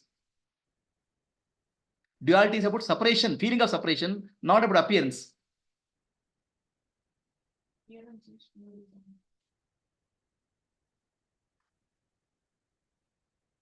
So, many people struggle in life because they think that meditation, thought is a problem. Somebody has told them, stop the thought for meditation. Are we clear? Thought is not at all a problem. Thought is just reflecting to, pointing to, thought is a mirror to yourself. Every thought points to yourself. See, this thought has to be stopped. It has come from yoga practice. Yoga chitta vritti nirodha. Right? Yoga is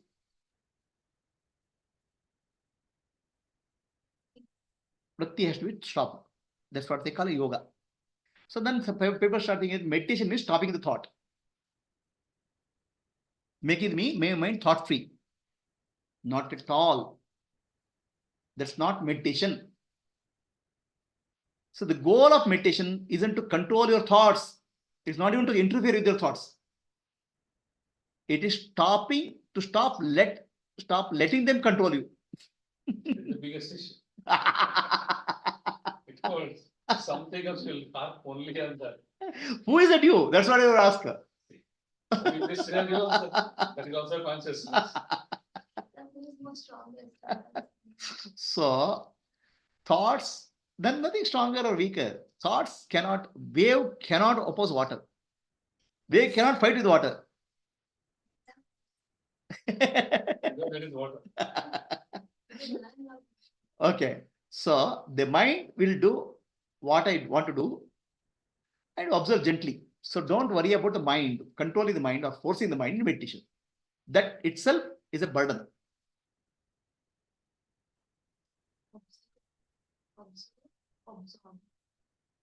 So Observe gently, it takes you along with that like no, we'll come to that, right? So that's where the real process of meditation is self-inquiry. Who am I? Is for the world, I am the subject, me. The body, mind, and intellect is subject. And thoughts in my mind has one root thought called I am thought. Every thought has a background thought called I am thought. I am body, I am a man, I am a woman. I am is common. That I am thought is pointing to the real subject, Atma, who is the witness of I am thought and all the thoughts. The moment you take the position that I am the Atma, all the mind comes down. You understand the pointers, right? All objects in the world points to the subject me. so can I infer the issue that I was facing during meditation, unknown thought? That unknown thought has this source. Yeah, I am is any unknown thought is also I am is the source. There's no There will be always a background thought. I meditation some unknown thought comes. Doesn't matter. This I am feeling will be that there. also is consciousness. I am feeling is there. That also is pointing to real subject consciousness. Should I affirm or should I just? Wait. Okay. So we have to use that any thought as a pointer to real self, rather than running away from thoughts. In fact, you should say, any thoughts come, welcome. Why should you bother? No. Some suffering thought comes. Who? For whom? The subject is I, Sakshi, unchanging. Your problem is thought. Thought is coming is not a problem.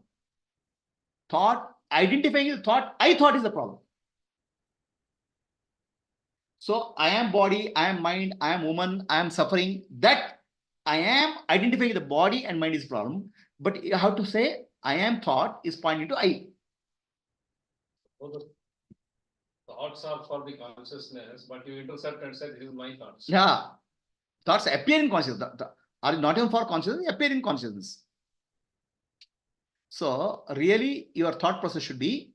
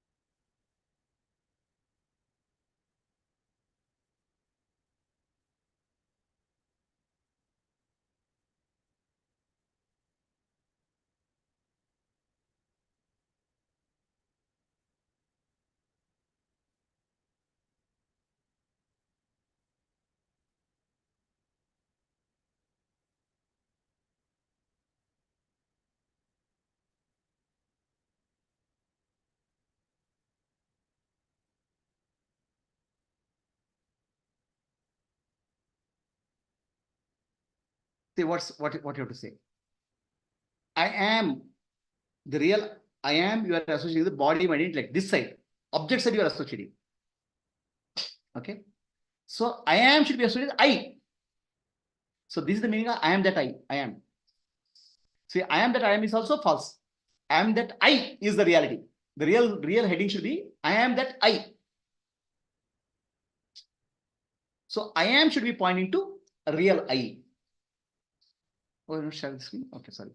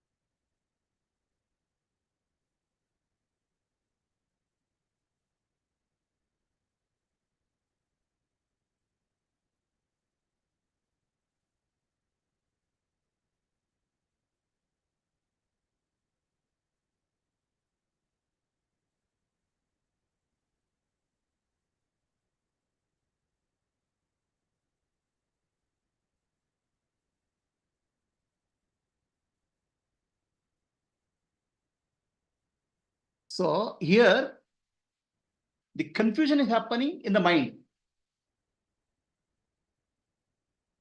The I am thought, are you able to see now? The I am thought is the root thought. That root thought is the intuitive thought. Brahman is saying I am, I exist, I am. But that I am thought we are confusing, it's an intuitive thought. That we are confusing the body, mind, and intellect. We are mixing it with other thoughts. So the I am thought is really pointing to I thought. I, real I. What you should say? I am I. That is the meaning of I am that I am. Nisargadatta Maharaj's title, right? I am that I am. Real meaning of that is I am I. So Ramana Maharshi calls this as I. Because in Tamil, he said, Nanu Nane. Without knowing what Ramana Maharshi said, I use the word Nanu Nane here. Same. I am is I. That's what you have to say. Instead of confusing I am with the body, mind, intellect.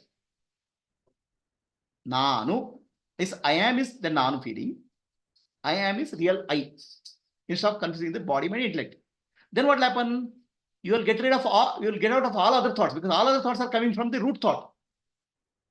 The I is not real, I is not thought. Real is pure awareness, witness of these thoughts. So you have to use the pointer properly. 99% of software programs are because of pointer errors, bugs. All people who are written in software C, everywhere they make a mistake of pointer problem. Here also, in your software also, there's a pointer problem.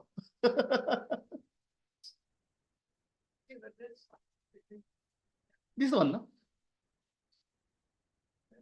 Yeah, here, the circle rotating. Sakshi, Brahman. Is the logic clear? 3 points to I. Everything you have to use to point to I. Instead of that, people try to run away from the world. I want to take some sannyasa. I have to run away from the world. They have to not run away from the world. They have to use the world as a pointer to Atma. No, I don't want thoughts in my mind. All thoughts are good. Yeah, well, let it come. That's a pointer to me. That's a mirror to me. So coming to whom? That's all is sannyasa. So is this same as avastha? This is the same as Dirdashi Viveka Prakriya? No. This is actually everything in the world is pointing to real I. So do not run away from the thought, run away from the world. Use world and thoughts to any moment, and every moment you can go back to you, I. This is a very different prakriya.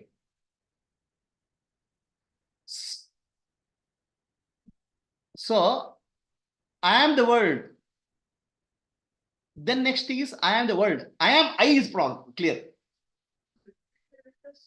The word, here word the fear.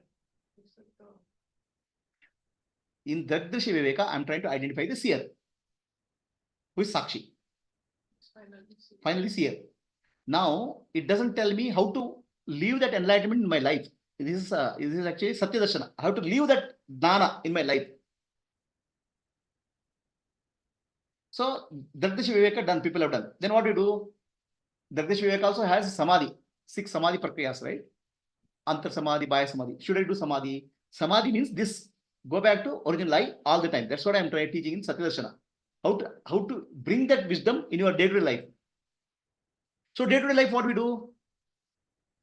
What people do? I want Brahman. Okay, I'll leave my house, family, I'll take sannyasa, go to Himalayas.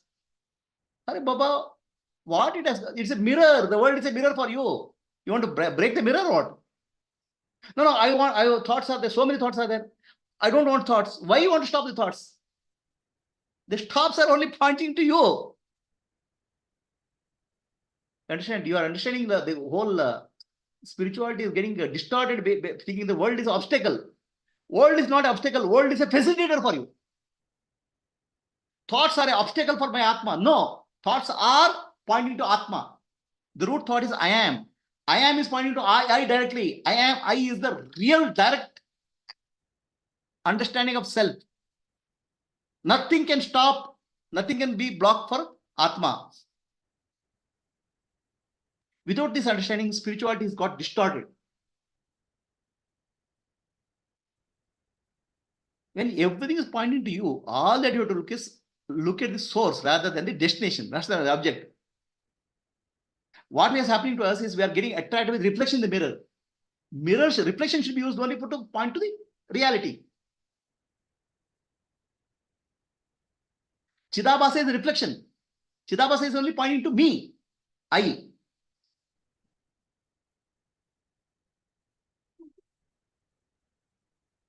I am telling you, please understand. Without this understanding, people have left houses, family, the jobs, trying to search for God, Atma in Himalayas. Okay. This is application of No, we will come to that.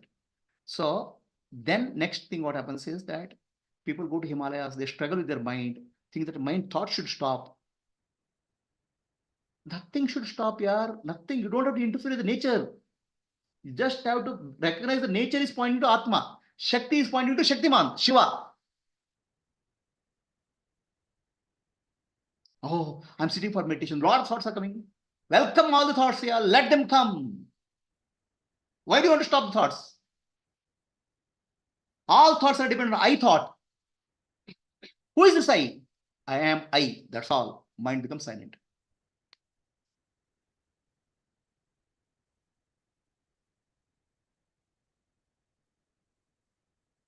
So let us go to one step further now.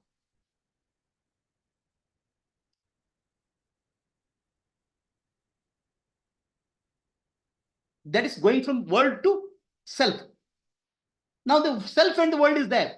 Atma and the world is there. Are there two things like Atma and the world? Atma only appeared as a world, no?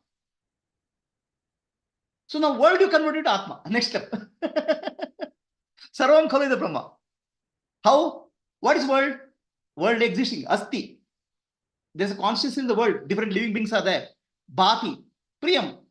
Something I like in the world. Asti, Bhati, Priyam. Nama and Rupa. Name and form. What is the essential nature of world? Asti. Asti. Existing. Existence. Everything in the world exists. Right? I am is pointing to I, which is consciousness. I am is pointing to my existence. And world is pointing to existence. As existence, I am one with the totality. I am Brahman and world is Brahman. Where is the duality? Where is the subject-object duality? In fact, you are not modifying any thoughts. You are not running away from thoughts. You are not trying to change anything. Thoughts itself you are using to overcome go to the reality.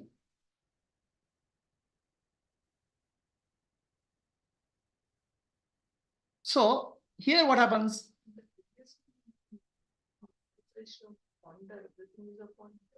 There we are emphasizing duality also. Pointer means there are two things. Something is pointing to Dualism, not duality. I'll tell you what is dualism and duality. So the world is a pointer to the self, and world itself is the self as existence. Aham Brahmasmi, Sarvam Khalida Brahma. Both are met simultaneously. Then only subject-object duality will go.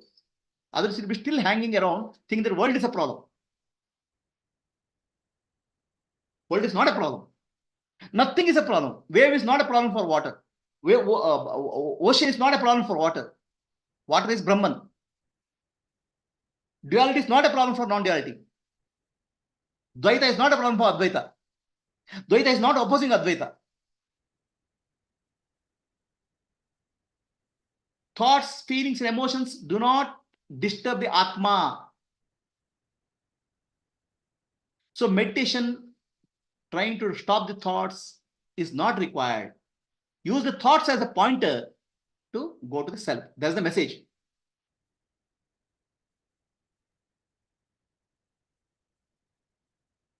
It's like this. There are two types of fighting styles. One is called karate and other is called jujutsu. Karate and jujutsu. Karate requires a lot of brute force. The people with karate are like muscles, big muscles. They'll break the brick and all. In jujutsu, the fighter, the jujutsu practitioner will be weak. Anybody can be a practice jujutsu. They don't need to big, strong muscles. Jujutsu practitioner, what they do? A big bully comes. They'll not oppose. They'll just move around and push the bully. With his own weight, he'll fall. Meditation is like jujutsu. Meditation is not like karate. Actually, we are trying to do meditation like karate. Do some breathing practice. Hit the thoughts. Stop the thoughts. Meditation, gently use the thoughts, power of the thoughts to point to the real self.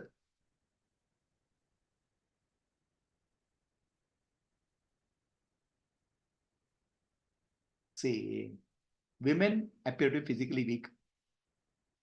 Okay. But they handle, man appear to be physically strong. But women handle the man gently. They twist where it's twisted, to be twisted. So gently, they don't even know. We think that women is a weaker sex and man is a stronger sex. It's false. What appears to be true is not at all true. Woman, the word woman calls WOMAN. She is WO man. Use the power and thought to go to self now. Why you want to stop the thoughts? Use the power of the word to go back to the self. And then realize world is also Brahman, self is also Brahman. When you say go back to Ultimate Guruji. You Generate? twisted really. What is it? Ultimate Guruji. Ultimate Guruji. Women. See, everything is people are the, oh, Atma means thoughtless, so I should be thoughtless. No, thoughts are pointing to Atma. Okay, So much nothing can negative. stop. Wave is never an obstacle to water. Wave doesn't oppose water. So your problem is whole thing you are trying to say, I don't want thoughts. Oh, it's sitting for thoughts. Some sad thoughts are coming. Or I don't want to run away from thoughts. Why? The thoughts, feelings, emotions, sensations, everything is pointing to Atma. correct. At that point, what to switch? Let's see. There are some thoughts still there. Okay, acknowledge. We'll make it now. We'll do it. Okay. So next is meditation. We'll do it. Okay. So is this clear? Just clear, everything is self. So Self is everything. now the outer world points to your body as a subject. Observe the body. Body is nothing but sensations. Sensations are pointing to what? Atma. Sensations are objects. Objects are pointing to what? Observer, Sakshi. Right? So then in the subtle body, what is there? Thoughts are there, feelings are there, emotions are there. They are pointing to what? Atma. And causal body is what? Ideas, concepts. So they are pointing to Atma. Use the body, mind, intellect, and the world to point to Atma. Go back to Atma anytime. That's why Ramana Maharshi says, you can just inquire who am I and be free.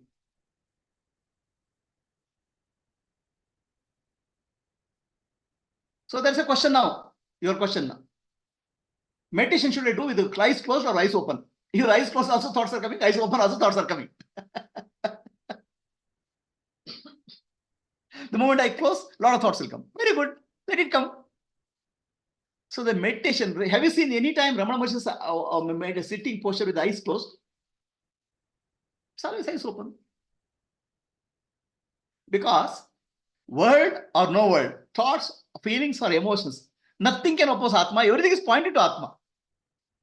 Use the strength of the word, use the power of the thoughts, your power of the emotions, power of feelings, power of sensations, everything you point to Atma. Use the opponent's weakness to your strength. Why are you running away from the world? Why are you running away from thoughts, feelings, and emotions? Why are you trying to stop them? Use them to point to the reality. I am I. That's why Ramana Maharshi always keeps his eyes open. Because go to the eye of eye, ear of ear, tongue of tongue, nose of nose. That's Atma. How can you miss it?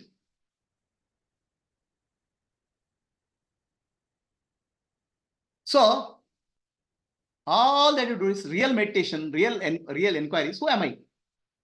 Who am I? You don't have to find answer. Use the world as a pointer to body, mind, me, the body, mind, intellect, thought as a pointer to self. And be the self Sakshi. Your eyes are open or eyes are closed, does not matter. Thoughts are coming, thoughts are not coming, doesn't matter. Go back to the I am thought. I am I is reality. Anybody has a question? In Zoom?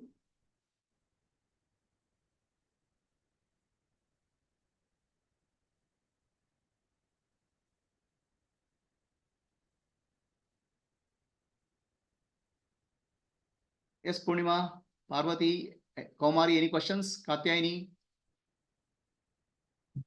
ತುಂಬಾ clear ಆಗಿದೆ ಗುರುಜಿ, ಏನೋ questions ಇಲ್ಲ. Questions ಇಲ್ಲ, ಚೆನ್ನಾಗಿದೆ ಪ್ರಕ್ರಿಯೆ, very nice. See, without understanding the nature of self, people are running away from family, society, becoming monk, going to Himalayas, thinking that sannyasa is what is realization. Realization is real I. Yes, ಅರ್ಥ ಆಯ್ತು Guruji. World is a mirror. It can be done kitchen room, it can be done in puja room, it can be done in street, anywhere you can go back to yourself here. What stops you? Hari Om Prabhuji. Hari Om Kaumari. The subtle reference to woman and the definition was interesting. But See, meditation is feminine, it's not masculine, it's not going and beating the thoughts, right? It is gentle. Yes, Gently, right? How woman handles a man, just look at like this. The man loses all power.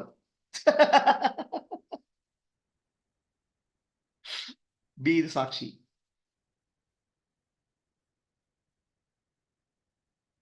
So, Vasuki, any questions?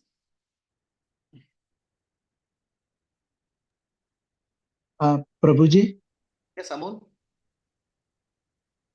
Yeah, I joined just now, so I'm like, but only like just 5 minutes back I joined. So I'm having this question on I am that I am, instead of that I am that I. So Correct. I didn't get that one. Yeah. Now you have to listen to this talk from the beginning. Yeah, I will, but can you just elaborate little bit? See, I am is our root thought. Every thought behind all our thought, I am thought is there, right? When I say I'm eating, I'm drinking, I am is the root thought. Now only confusion happening is that I am thought is confused with the body, mind, and intellect, which is object. Yeah. Really, I am is pointing to real subject, which is I, pure awareness. Okay. So simply at any point of time, you can go to awareness with your eyes open or eyes closed, or anywhere you can just go back to yourself with thoughts, without thoughts, in the physical world, or in a garden, or in Himalayas, or in an ashram, anywhere you can go back to yourself. Okay. Just using the I am thought as a Clear point. about. Sorry. Okay. Thank you. Yeah. Thank you. So, Guruji, what is this kriya called? This prakriya called? what do you want to call it? You give the name. I'll give the name. No, it's very easy to actually dwell on this. Very easy. Yeah. So, what is my original face? My original face is the prakriya. Correct.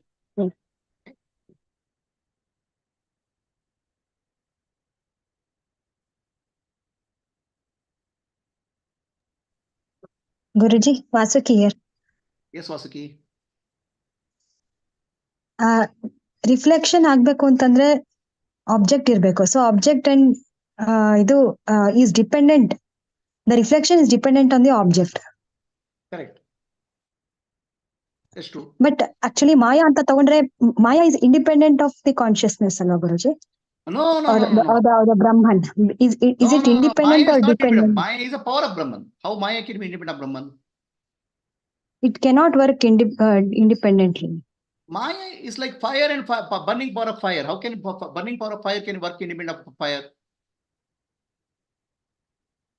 Simply don't get confused with the word Maya. Maya is the creativity of Brahman. Ashte.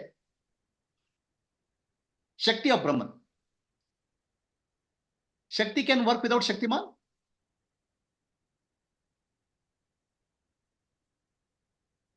ಇಲ್ಲ. How did you get the idea that Maya is independent of Brahman?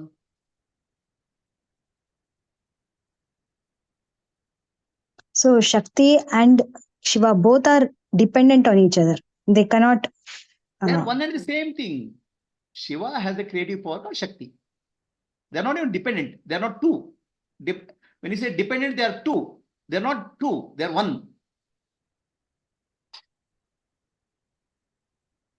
Okay, Guruji. Right? See, we can't say Shakti is dependent on Shiva. That's false. Shiva and Shakti are one. That's reality.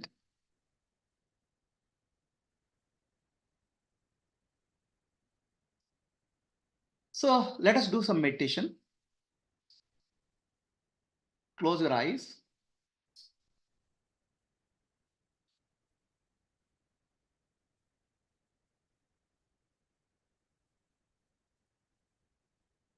Become aware of the external world.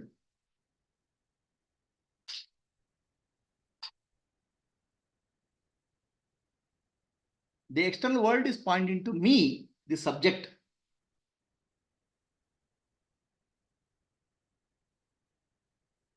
The me, the subject, cannot exist without the world, which is the object. Me and world are interdependent.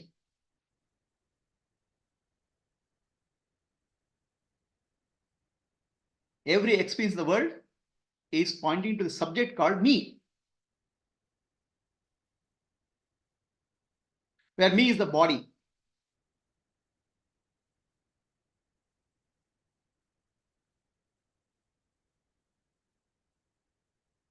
So the body has three aspects: gross body, subtle body, causal body.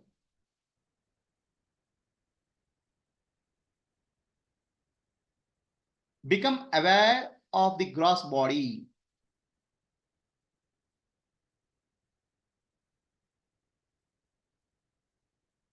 Sensations are rising and falling in the gross body. Sensations are objects.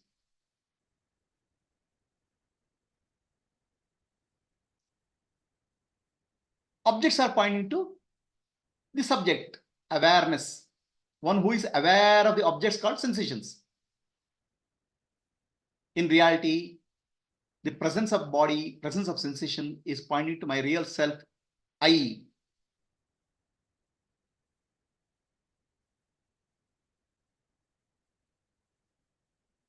Every sensation, painful or pleasant, is pointing to I. Every experience in the world, happy, unhappy, suffering or joy, is pointing to subject called me. The me is the body, mind and intellect. Look at the me. Body is the gross body of me, is full of bundle of sensations. Sometimes itching, sometimes vibrating.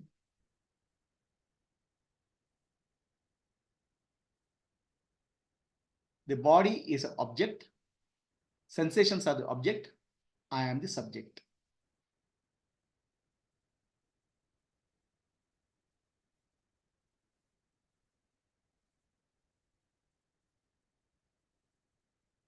The body and sensations are nothing but thoughts in the mind.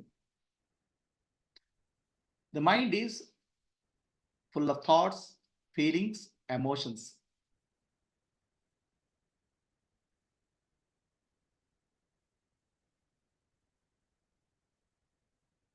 All these thoughts, feelings, emotions are objects.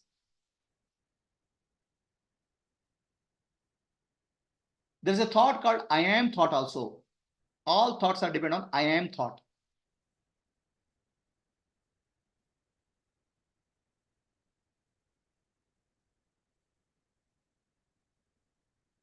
I am thought is also an object. All thoughts are pointing to the subject, real subject. Thoughts are illuminated with Chidabhasa, reflected consciousness. Reflection is only pointing to the original consciousness, my original face, Sakshi. I am the witness of changing thoughts, changing body, changing mind, changing intellect, and changing world.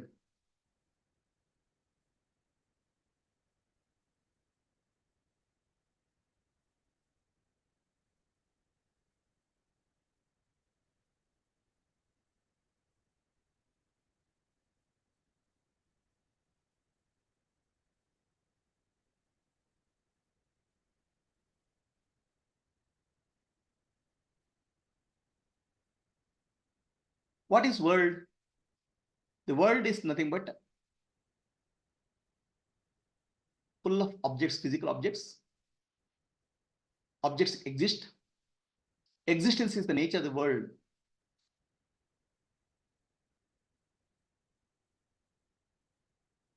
I also exist. I exist.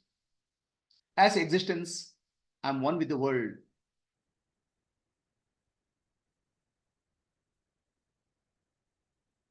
I am consciousness.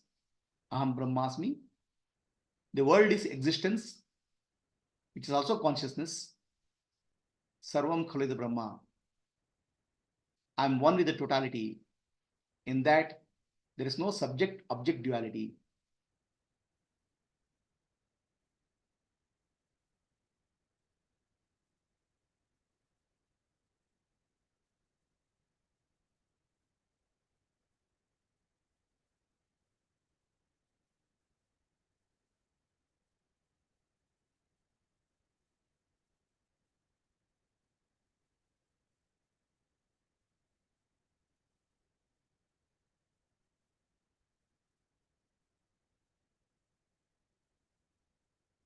As awareness, I am all pervading reality.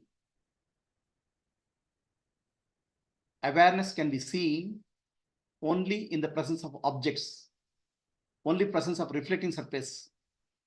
Reflecting surface is the world, thoughts, feelings, emotions in the body.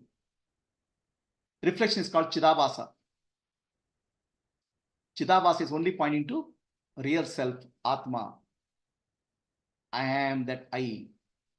I am that I am.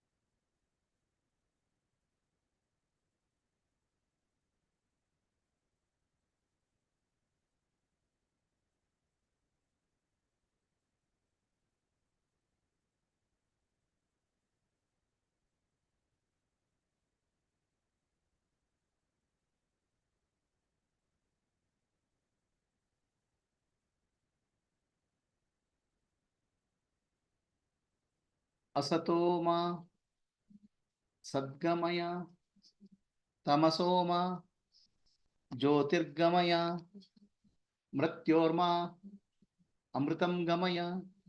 Om Shanti, Shanti, Shanti.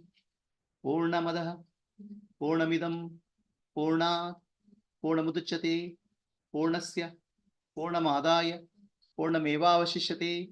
Om Shanti, Shanti, Shanti.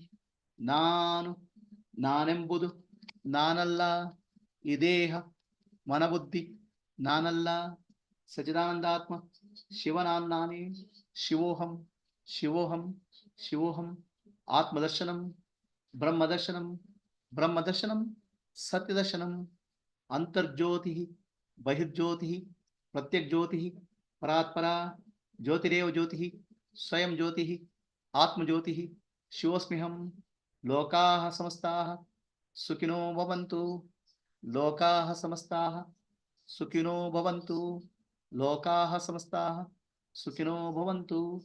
Harihi Om, Shri Gurubhyo Namaha, Harihi Om. Rub both of hands, give one to the eyes, slowly open your eyes. Anybody has a question? So you have, I am having, I am suffering because of thoughts. Just change I am to I. I has no suffering. You are trying to change the thoughts. The moment you say this thought is important, I don't want that thought, you are giving importance to the thought. You are going outwards.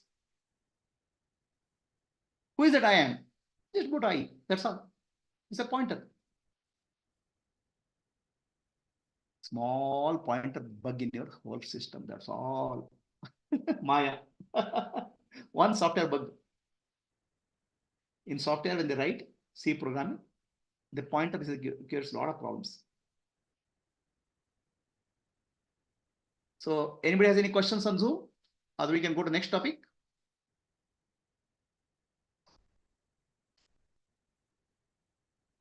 Are you clear, Ashini? So do you want to stop the thoughts?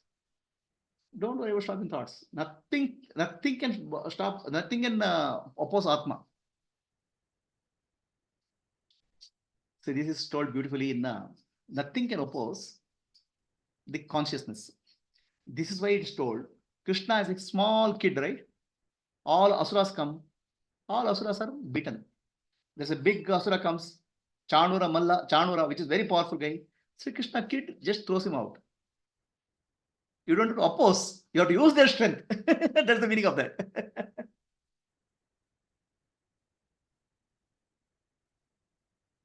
Suffering in life. Suffering in life. I want to run away from suffering in life. Or else use the suffering as a pointer to Atma. Yeah. Raga and Dvesha, use it as a pointer to Atma. Nothing can oppose Atma. That's what you remember. That's the meaning of Sri Krishna. Even as a small child, was able to throw some asuras. He was able to lift the mountain with a finger. Basically, nothing can oppose consciousness. When you say use it as a pointer, yeah. Use it as a pointer. For whom it's coming? That's why Ramana Maharshi has only one brahmastra. Who are you?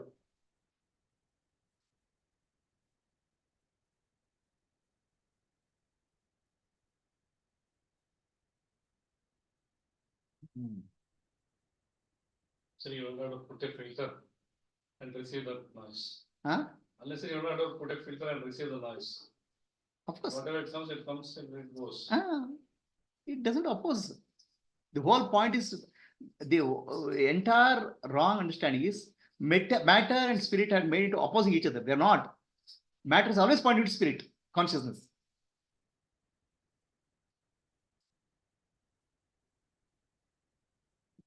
Next topic is called surrender. What do you mean by surrender? So we go to that. See, in practical scenarios, okay, something, if some fight happens or somebody is fighting with someone, so are we to say that consciousness is fighting with consciousness and living? So, if somebody X is fighting with Y, okay, if you have a role to play the role without getting affected.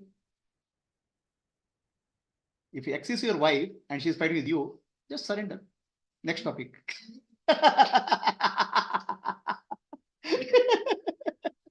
If wife is fighting with somebody, go and resolve the problem to the best of your ability. This consciousness, going back to consciousness, is to retain your inner peace. With inner peace, you can do any actions. Right now, we are getting dragged into everything in the world. Instead of getting dragged, you have become a witness and do right thing, whatever is right thing possible at that point of time.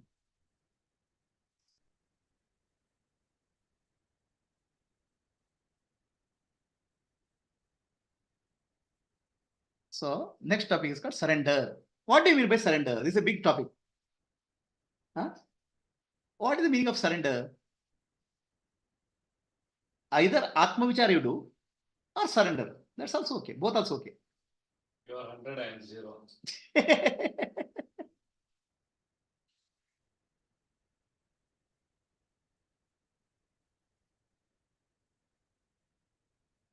Let us understand this surrender business. Life, everything in life is a connected opposites. The male and female, the sun and the moon, darkness and light, heat and cold, morning and night. Everything is bipolar. Two polarities are there. The nature has two polarities. Peaks and valleys, waves and troughs. Right? So this is called dualism, the variety. The variety itself is not a problem at all. Dualism is not a problem. It's called Dvandva in Sanskrit. Dvandva is not a problem. Dvaita is a problem.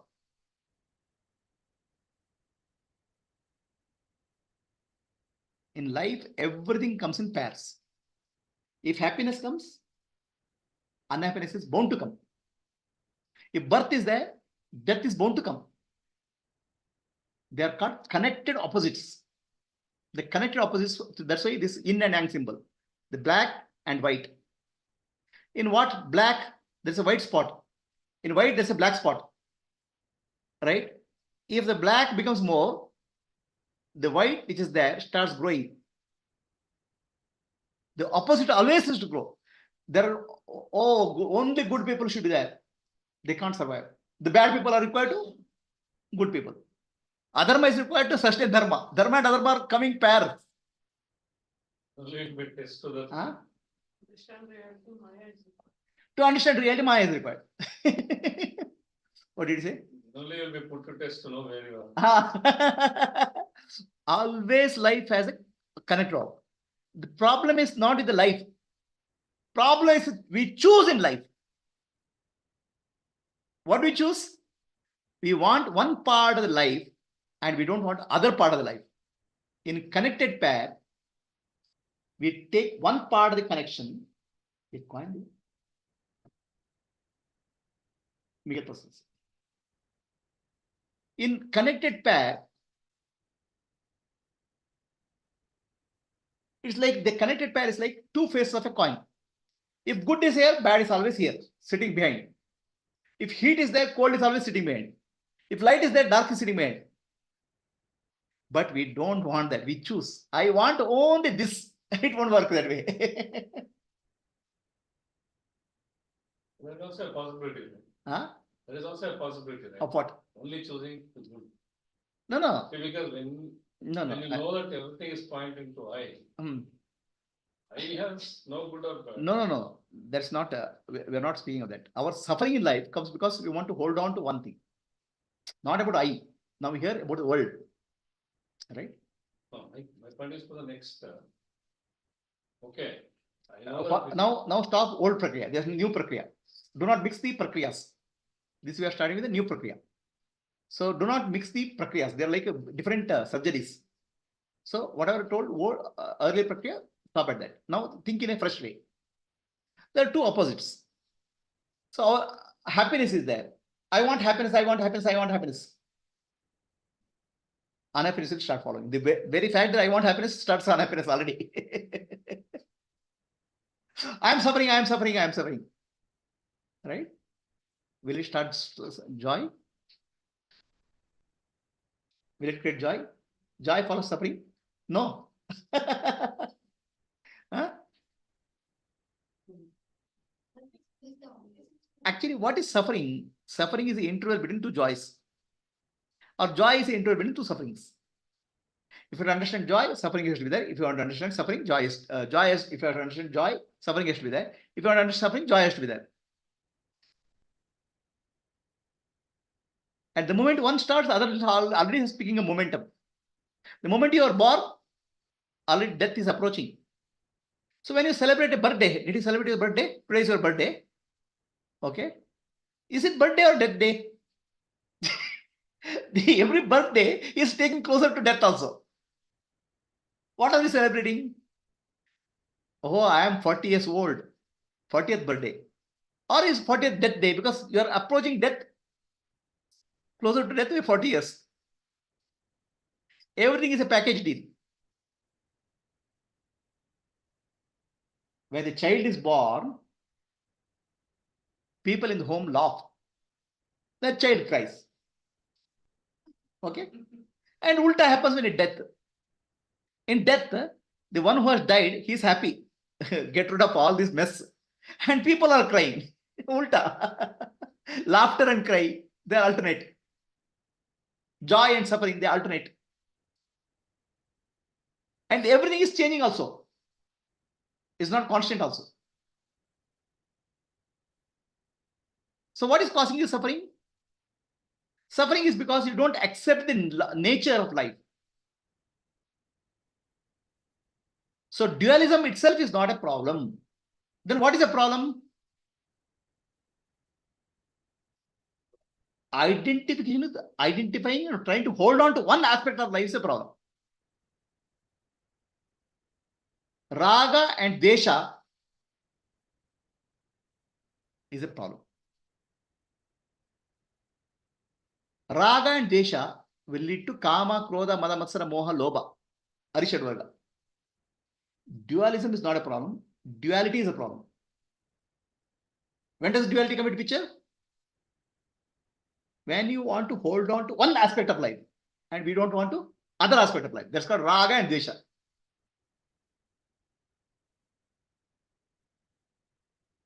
That is the cause of suffering. Otherwise, life is a joy. Dualism is joy. It's like a painting.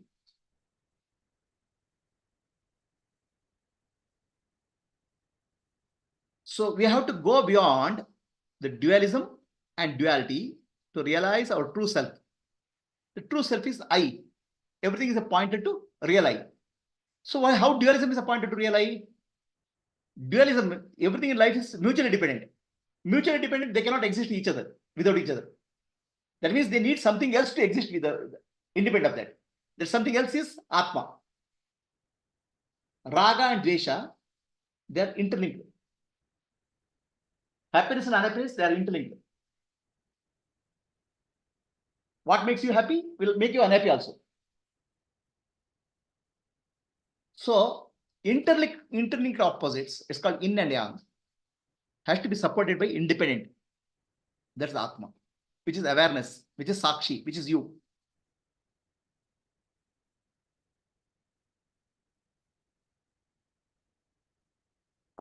So, secret of freedom from suffering, what is that? Choiceless awareness, living in the present moment, and total surrender. These are the three formula. Choiceless awareness, living in the present moment, and total surrender. So let us take two statements by Ramana Maharshi and Nisargadatta Maharaj, and also Jiddu Krishnamurti. J. Krishnamurti keeps on saying, freedom is not a reaction. Freedom is not a choice. Freedom is not a reaction. Freedom is not a choice. Freedom is found in choiceless awareness of our daily existence and activity. Can you remember? Can you understand this sentence? Freedom lies in choiceless awareness of our daily existence and activity. What is choiceless awareness? Oh, I have thoughts. I don't want thoughts. Now, are you choosing or you are choiceless aware? I'm suffering. I don't want suffering. Are you choicelessly aware or are you choosing? The moment you say, I don't want suffering, the suffering will increase. You are chosen. From dualism, you have gone to duality. I want happiness. I want happiness. You are choosing. The moment you choose I want happiness, unhappiness will follow because something will happen which you will miss. Can be choicelessly aware? Can I live without choiceless awareness? Then how do I live? In life, I have to make choices. In life, every moment I have to make choices. How to be choicelessly aware? Are they contradictory? Life, moment to moment, I have to make a choice. I have to drink a cup of coffee or I have to drink a cup of tea. Or I have to go here or go there. I have to make choices. So that is making choices is next step. As a part of surrender. Here it's about awareness. What's happening in your life, be choicelessly aware. What action you take, do it out of surrender. That's the next question. Right? Don't mix these two things. Choicelessly aware means be aware of what's happening without choosing. Then you'll be aware completely. So Ramana Maharshi says, effortless and choiceless awareness is our real nature. That means Sakshi is our real nature. If you can attain it or be in that state, it's all right. If you're able to stay as Sakshi, it's very good. All right. You're all right. But one cannot reach it without effort. Some struggle is there before you can become choicelessly aware or Sakshi. The effort of deliberate meditation. That means deliberately you have to practice. You have to practice Sakshi Bhava before you can become Sakshi deliberately. Because our load of vasana and samskara can pull us down. So deliberate effort is required. That's called Sakshi Bhava. That can happen right from getting up in the morning. Every time. Every action of ours can be, there can be that. Right? Choiceless awareness. Okay. Animals will have choiceless awareness. Right? Huh? Animals will have choiceless awareness. Yeah. Because Animals- animals by Animals have they don't- choiceless. Right? They don't think like. So now let us understand the choiceless awareness, right? We become aware through 5 sense organs. Eyes, ears, tongue, nose, taste, touch. We are getting sense inputs from all these 5. And the moment we get sense inputs, already we start reaction. I like this, I don't like this. Understand? This is not like this. It has to be different. It has to be different. Raga, Dvesha will immediately come up.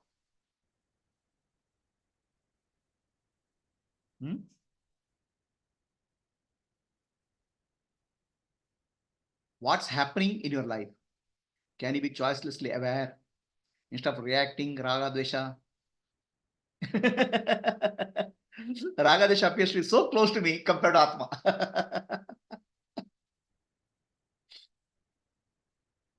So what will happen if you are choicelessly aware? The meaning of choiceless awareness, I'll say. Seeing without a seer. Seer is the duality. Listening without a listener. Touching without a toucher.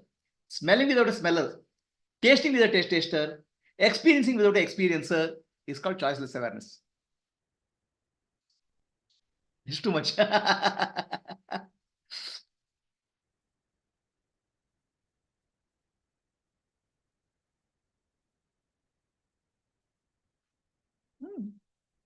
It's the only possibility, which is the only thing which is happening. Your vasanas and samskaras are reacting to the situation, that's all.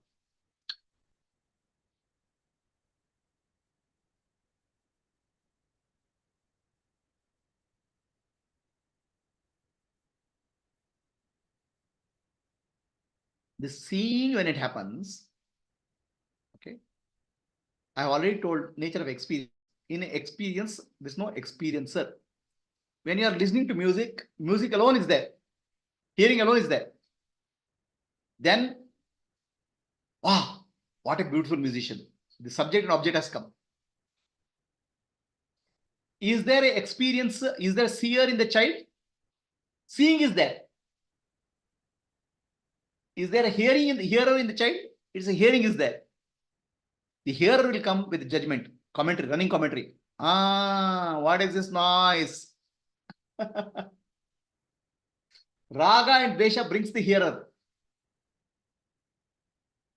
Now, if you are able to do this, your listening will be sharp. Your seeing will be sharp. Others will be clouded. You don't see things as they are. Choiceless awareness is total seeing and total understanding. Okay, when we see something, right, we don't see it totally. Okay, let me give an example. Look at this bottle. And what I'm seeing,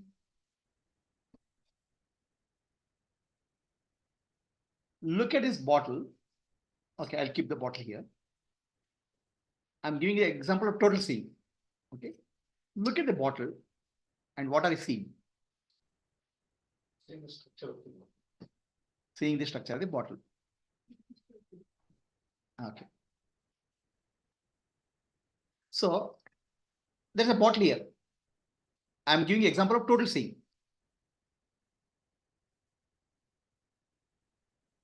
When you see the bottle, what do you see?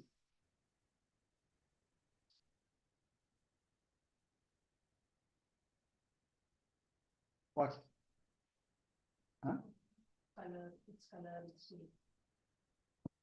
When you see, we do selective seeing. We don't do total seeing. Our attention goes to the shape and the form. Okay. We are not looking at the background, which is the space, the light, reflection. Our seeing becomes selective.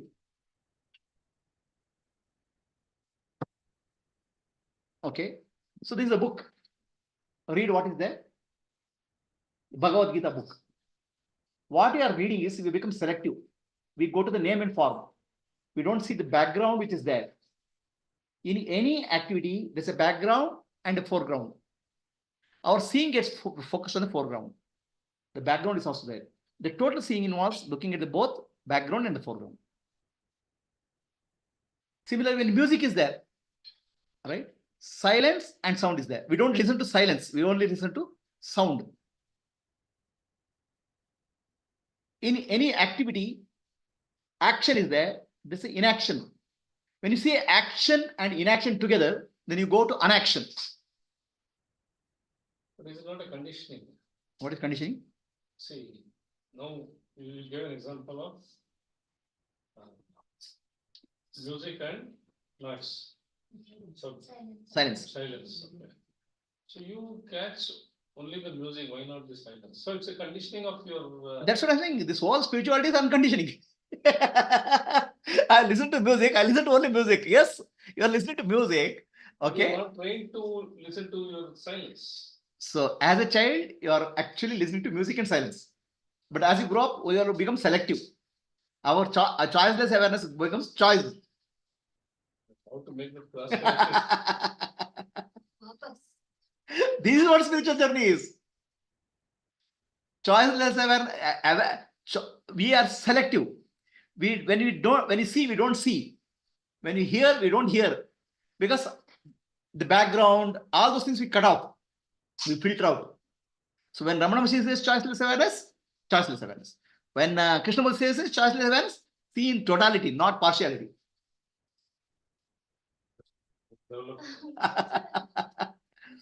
Start somewhere. Where you are, start. When you see, first thing I'll give you, how to develop it, I'll give you an example. Okay? When very practical, very helpful example. When you go home, look at your wife's face very nicely, as if you are seeing first time, and give a smile. And she'll call you. What happened to me? So, what happens to us is when we look something, our memory comes up, pops up. This already I've seen. It cuts off our experiences.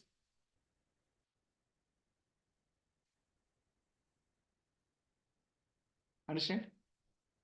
That's how we live. Are you living a Sakshi or you are living a Jiva? Jiva has a choice. Sakshi has no choice. Sakshi looks at everything sharply, equally. This is what spiritual journey is all about. Choiceless awareness, number one principle. Everything you can do. In case of, see, start with small things. Eating. Whatever the taste is, it is. Become aware of that. Don't judge. Become aware of taste, the gap, the pause, your body movement. Become aware of the gas. Become aware more totally, just like a child. So that will drop your conditioned habit patterns.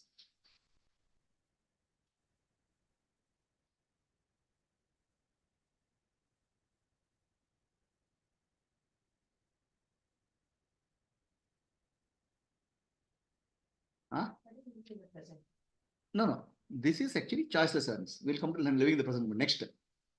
So we have to be aware. Are you choiceless aware? Or moment we see something, already we are making a judgment. How is your life? Say when you're seeing, see the foreground, background, everything. What is the difference between that and this word mindfulness? It's mindfulness. It's mindfulness. Mindfulness. It's called choiceless awareness. Mindfulness word is used in the for corporate world. They want to use the word mindfulness. It's like a spiritual terms they want to fit into corporate world.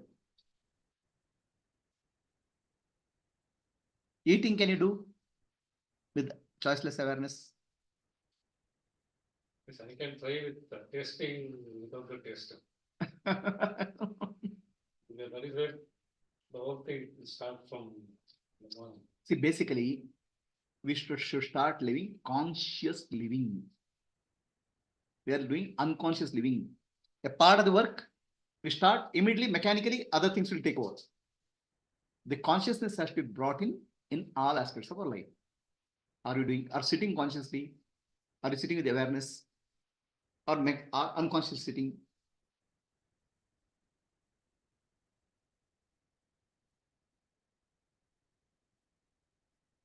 So become aware of your body. So now what happens from object world?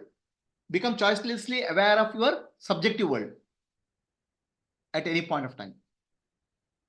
Right now, just become aware of your body, how you are sitting, the pressure of your seat on the chair, sensation of the body. The moment you become choicelessly aware,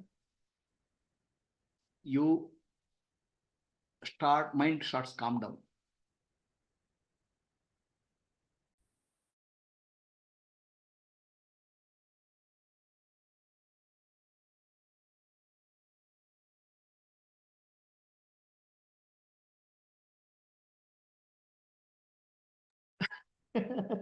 I thought you got a headache.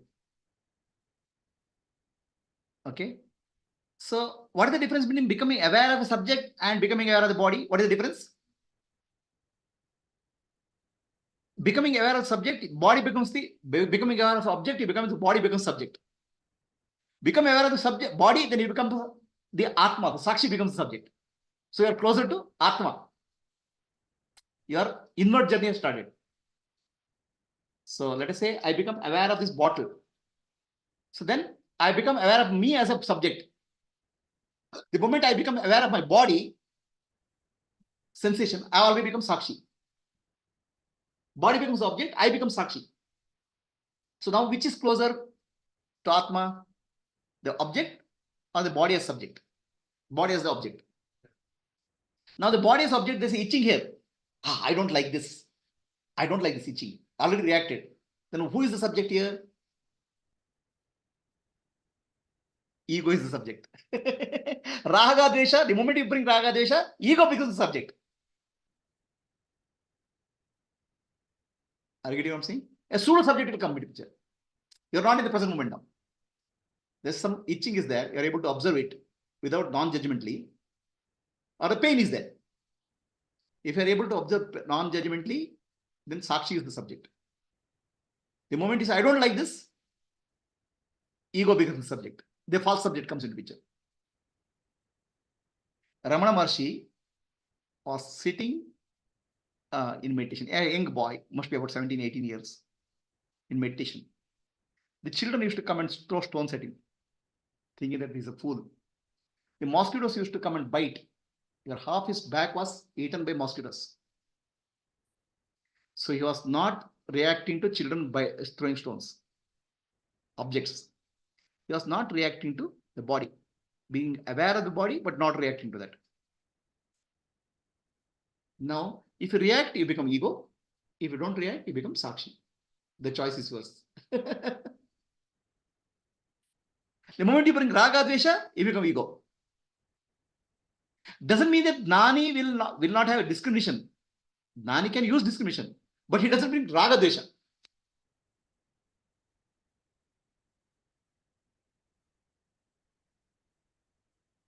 So Ramana Maharshi hand was, surgery was there. Surgery was being done without anesthesia. Just observing. Doesn't mean that there's no pain. There's a pain. Pain in the body for Ramana Maharshi is pointing to Atma, the Sakshi, the self. Pain is used as a pointer to the self. No, I don't want pain. I don't want pain. You are getting into the ego, Raga Dvesha. And the more you don't want, the more it will increase.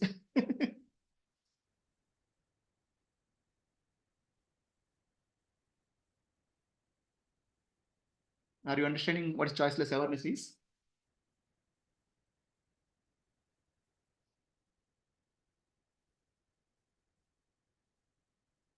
So becoming aware of the body sensations is choiceless awareness of the body. It can be heat, it can be cold, it can be sweating. Become choicelessly aware. I'm not saying don't use sweater. You can use sweater, but be aware of the body. The body is the best way to go to self immediately. Because the moment you become aware of the body, you're already, one who is aware is self, Atma. Body is the gateway to the self. So then you can become aware of the subtle body. Subtle body is thoughts, feelings, emotions. And who is the root thought? I am is the root thought. The moment you become I am aware, I am I, which is Sakshi, Atma. You can go back. And causal body is nothing but Karana Sharira, ideas. Causal body is body of ideas, root ideas. So that causal body you can get through inquiry. Who am I? Ignorance can be destroyed. So everything can point to self, but you have to be choicelessly aware. The moment you should not bring choice. I should not react. Raga Dvesha is causing problem. I mean, it's not, perfection is not possible. Start somewhere, right? Slowly, slowly improve on it.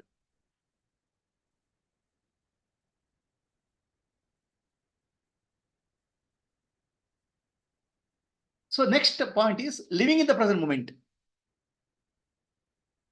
So when we are not aware of the external thing, we'll go to our past or future.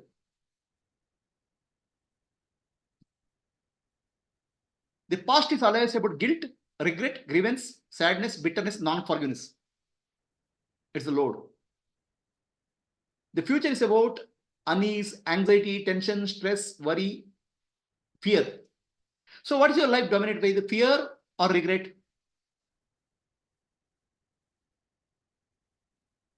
Fear is always about future, regret is about always past.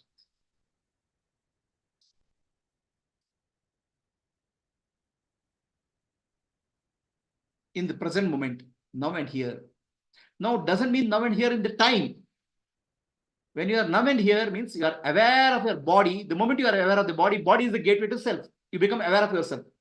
So when you become now and here in the body, experience the body, immediately you are nowhere. Atma is nowhere. Not in time, not in space. Body is here and time and space. So the body and thought should be used to bring to now and here. And now and here will point to nowhere. Atma is nowhere. It's not in time, not in space. It's dimensionless.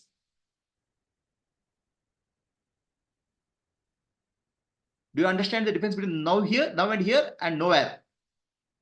Now and here is the body. Body is now only, here only. Body is now only. Your heartbeat is now. Heartbeat cannot be tomorrow.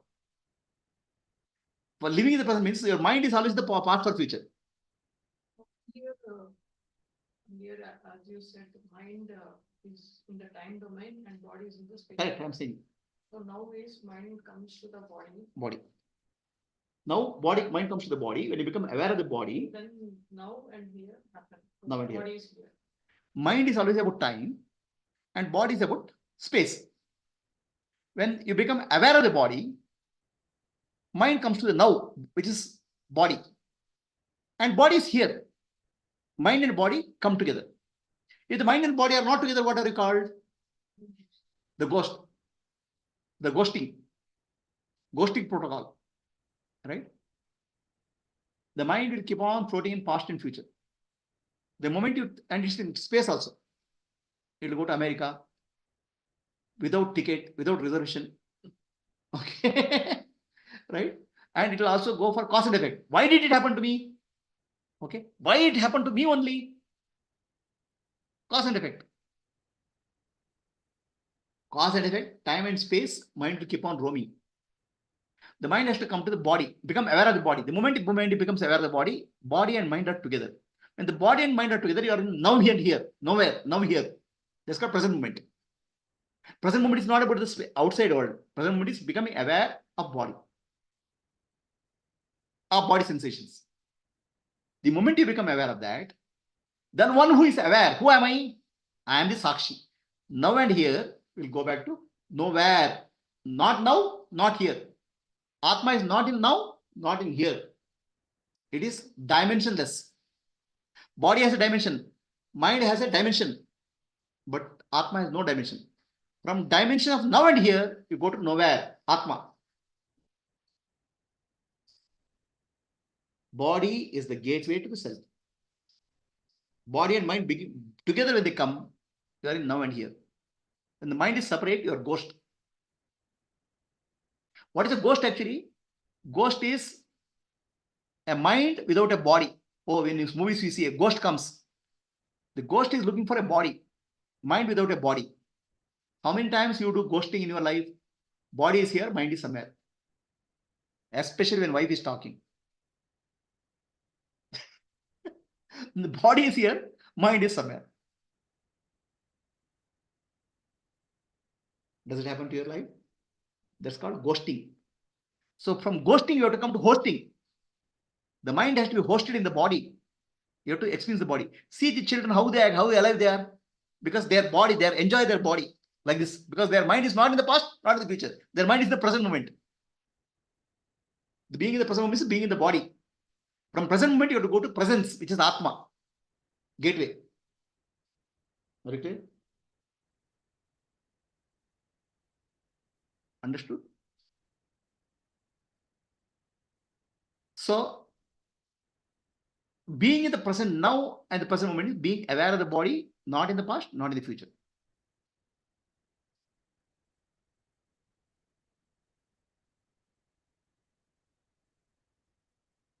Then accept the present moment experience as it is. Are you ready to accept the present moment experience as it is? So this guy is going on a, what you call as a snail. Snail is going very slow. This guy is crying. It is moving very slow, very slow, very slow. So the movement, slow movement is not a problem. His thoughts are his burden. Slow moving is not a problem. The burden is his thoughts.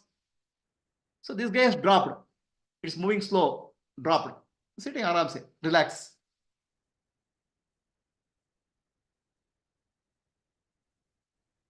Please understand what's happening in your present moment. It cannot be stopped. That's the meaning of Ramana Maharshi was saying. Whatever is to happen as per your destiny will happen. You cannot stop it. What is the point of crying with it and fighting with it? Accept it. Right?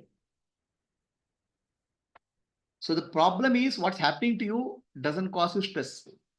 Your constant thoughts, raga and dvesha causes you stress. What's happening in your life is a result of your prarabdha karma. It's a cumulative result of whatever you have done in the past. And it has come to now. It comes to present moment. There's no way you can stop it. But what we do? We immediately reject it. Fight with it. Accept it. The moment you accept it, accept why? Why you accept it? This is my own creation has come to me. It's like accepting responsibility. Otherwise, you'll become a slave. You become circumstances, slave of circumstances. So something problem is happening. Then you start finding somebody to blame. This person did it, this person did it, this person did it. Then you lose your control in your life. This is what I did. It has come to me. I accept it. Accepting your karma is called accepting life in the present moment.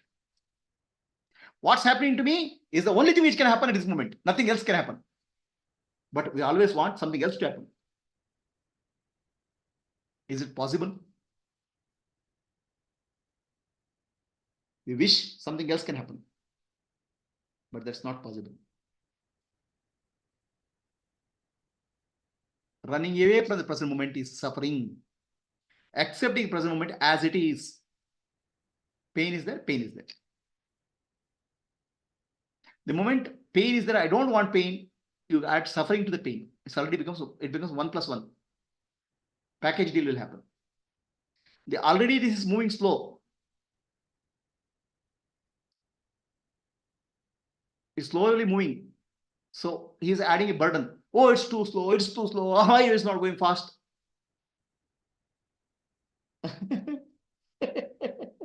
It cannot, he has no choice. There's no other vehicle available. That's the only vehicle available. Why are you creating mess out of your life? Accept life in the present moment. That's called going with the flow.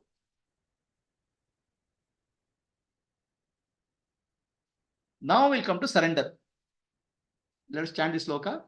Karmanni vadikaraste ma phaleshu kadachana ma karma phala heturbu ma te sango Astu akarmani. Self-Enquiry. Do your duties.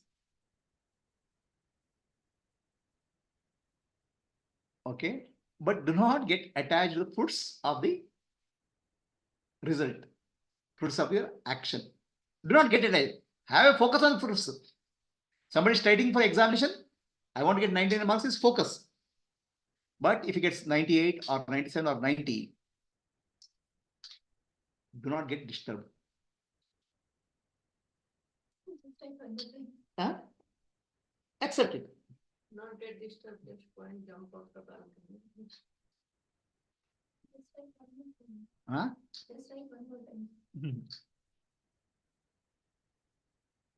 Attachment to the fruits of the result causes the problem. Result themselves don't cause the problem.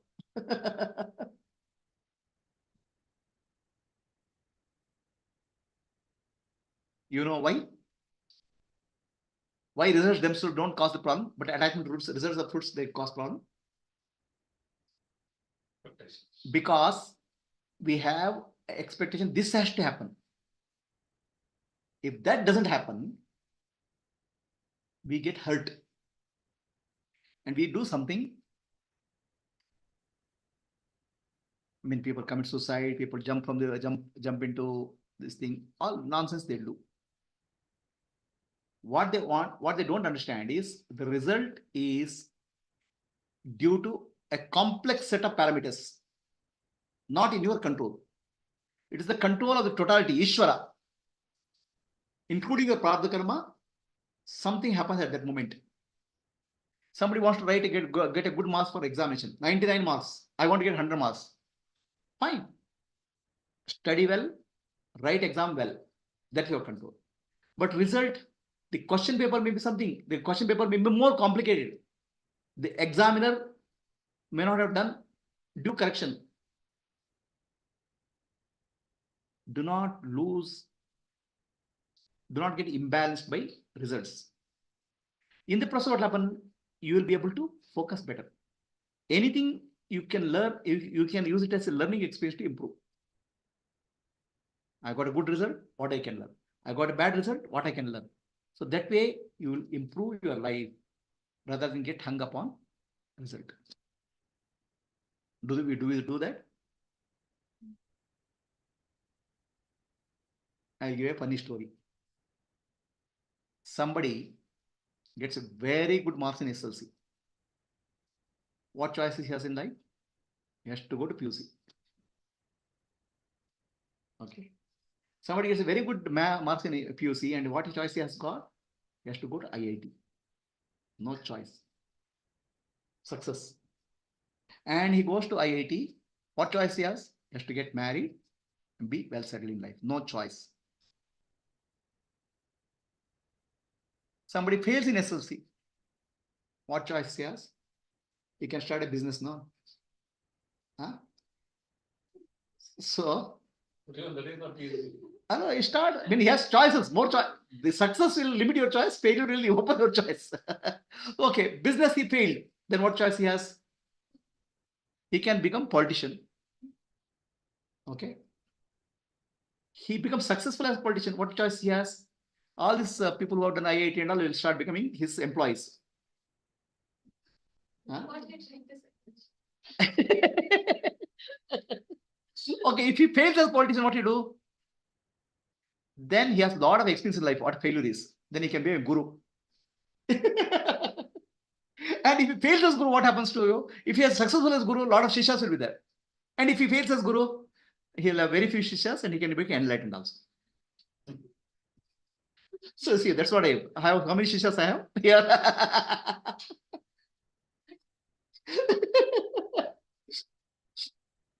Choiceless awareness, accepting what you have in life.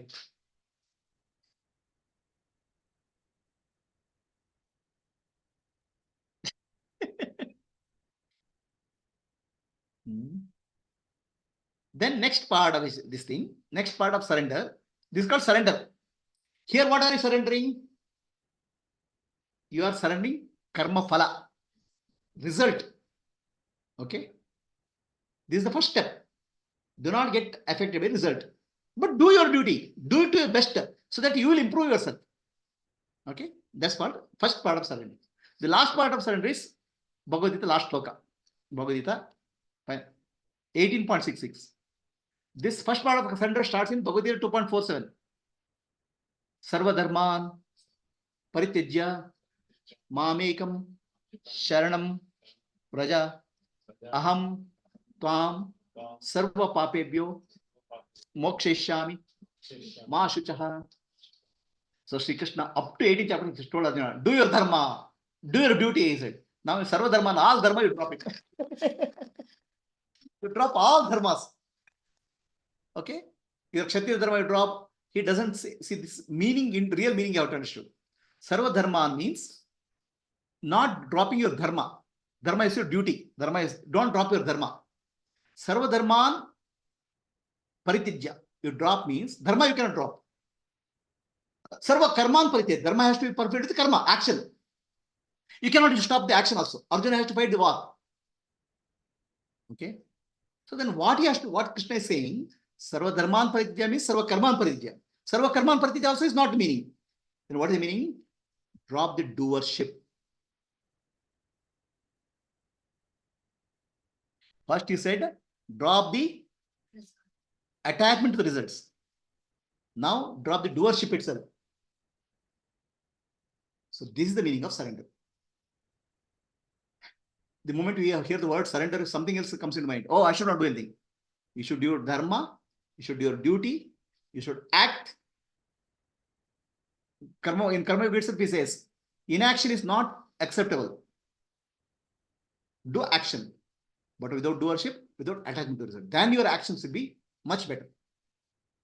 You'll do, perform well. Your actions are getting disturbed because your attachment to the results and doership. I am only doing.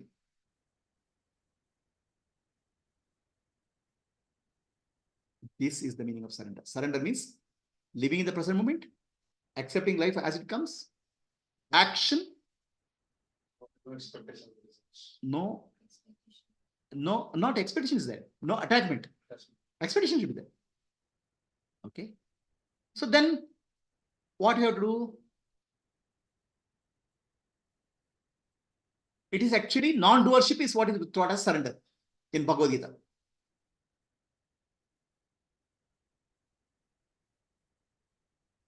So Sri Ramanujacharya says surrender is the highest spiritual sadhana. Either you do self-inquiry, go to who am I, or live your life in surrender. Accept what it comes, live in the present moment, then act, perform all your duties in Nishkama Karma without getting attached to results, and finally, with no sense of doership. Doing is there. So, does it mean sitting quiet? Does it mean not doing anything? No. Follow your dharma. Do your duty without doership. It's called Karma Yoga. This is the way of living enlightened life. People think that enlightenment is event. Enlightenment is living your life like that. This is Satyadarshana is how to live an enlightened life. This is how you live. So the principle you have to remember here. Change what you can. Blindly don't have to accept what you can. Accept what comes first. Then calmly change what you can. Accept what you can't. Why change what you can and accept what you can't? What is the meaning? What is the logic behind this? Ashwini. See, what happens in your life is 3 types of prarabdha karma. Mild, medium, and severe. Hard. Mild, medium, and hard. Mild prarabdha karma, medium prarabdha karma, you can change. Hard prarabdha karma, you cannot change. There's no point in crying over hard prarabdha karma. Accept it. Mild prarabdha karma, medium prarabdha karma, hard prarabdha karma. Somebody got, in the corona time, somebody got a fever. Okay. Mild prarabdha karma means he doesn't have to go to doctor. It gets healed. some little bit of healing or what is it, inhalation. Medium prarabdha karma, he has to be admitted to hospital.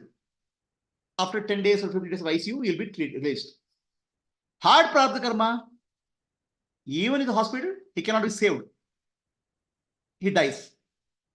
So prarabdha karma is 3 types: mild, medium, and severe. Change mild and medium prarabdha karma. Accept hard prarabdha karma. That's the meaning of acceptance of life.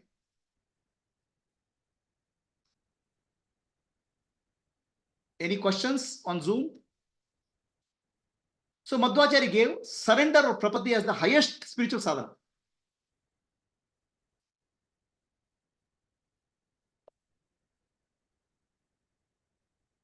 Anybody has any questions on Zoom?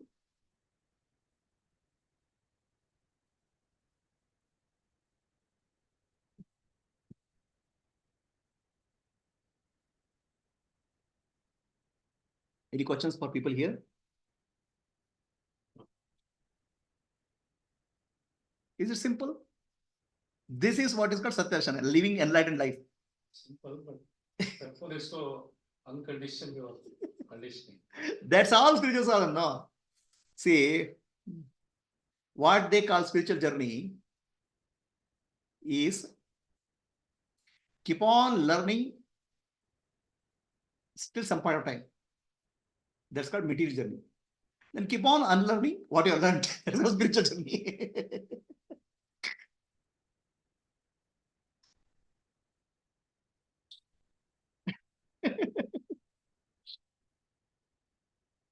Okay.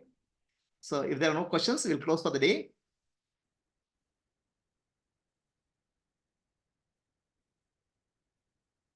Asatoma Sadgamaya Tamasoma Jyotirgamaya Mrityorma Amritam Gamaya. Om Shanti Shanti Shanti.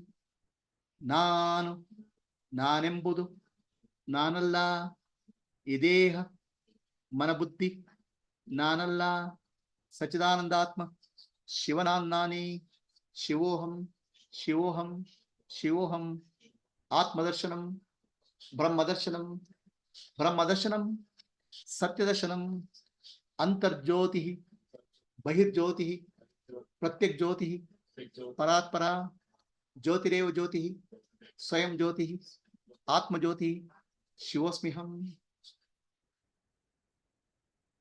Lokaha samastaha Sukhino bhavantu. Lokaha samastaha Sukhino bhavantu. Lokaha samastaha Sukhino bhavantu. Harihi Om. Shri Gurubhyo Namaha. Harihi Om. Lightofself Foundation, Atma Jyoti Vishwa program has conducted this program. We are working for more than 26 years for Atma Mokshatam Jagadaya, self-realization and selfless service. All of you are welcome to have a look at our website, YouTube channel, subscribe to our YouTube channel, like our videos, and share with your friends. Namaste. So, anybody on Zoom, any questions? Otherwise, we can close for the day. Was it clear, Purnima? Yes, yes, Prabhu. First class. Superb. Thank you. Clear. Prabhuji. Okay. So, Kaumari, Mala. Hariom Prabhuji, very clear, Prabhuji. Thank you, Very Prabhuji. clear. Can you apply it in your office life? Yes, Prabhuji, you have explained the mechanics of it. So Okay. that's important to continue applying. Yes, Prabhuji. Very good. Yes, Mala. ಹರಿಯೋಂ Guruji ಪ್ರಕ್ರಿಯೆಗಳನ್ನ apply ಮಾಡಿದ್ದಕ್ಕೆ ಇವತ್ತು ಶಾಂತವಾಗಿದ್ದೇವೆ ಗುರುಜಿ. ಪ್ರಕ್ರಿಯೆ ಇರೋದಕ್ಕೆ ನಮ್ಗೆ ಪ್ರಕ್ರಿಯೆ ಅರ್ಥ ಮಾಡ್ಕೊಂಡಿದ್ದಕ್ಕೆ life ಅರ್ಥ ಮಾಡ್ಸಿದ್ದಕ್ಕೆ ಗುರುಜಿ ನೀವು ಮಾಡ್ಕೊಂಡಿದ್ದಕ್ಕೆ ಮಗಳು ಕೇಳಲ್ಲ ಗುರುಜಿ ಇವಾಗ ನಾನು Okay. ಕೇಳಲ್ಲ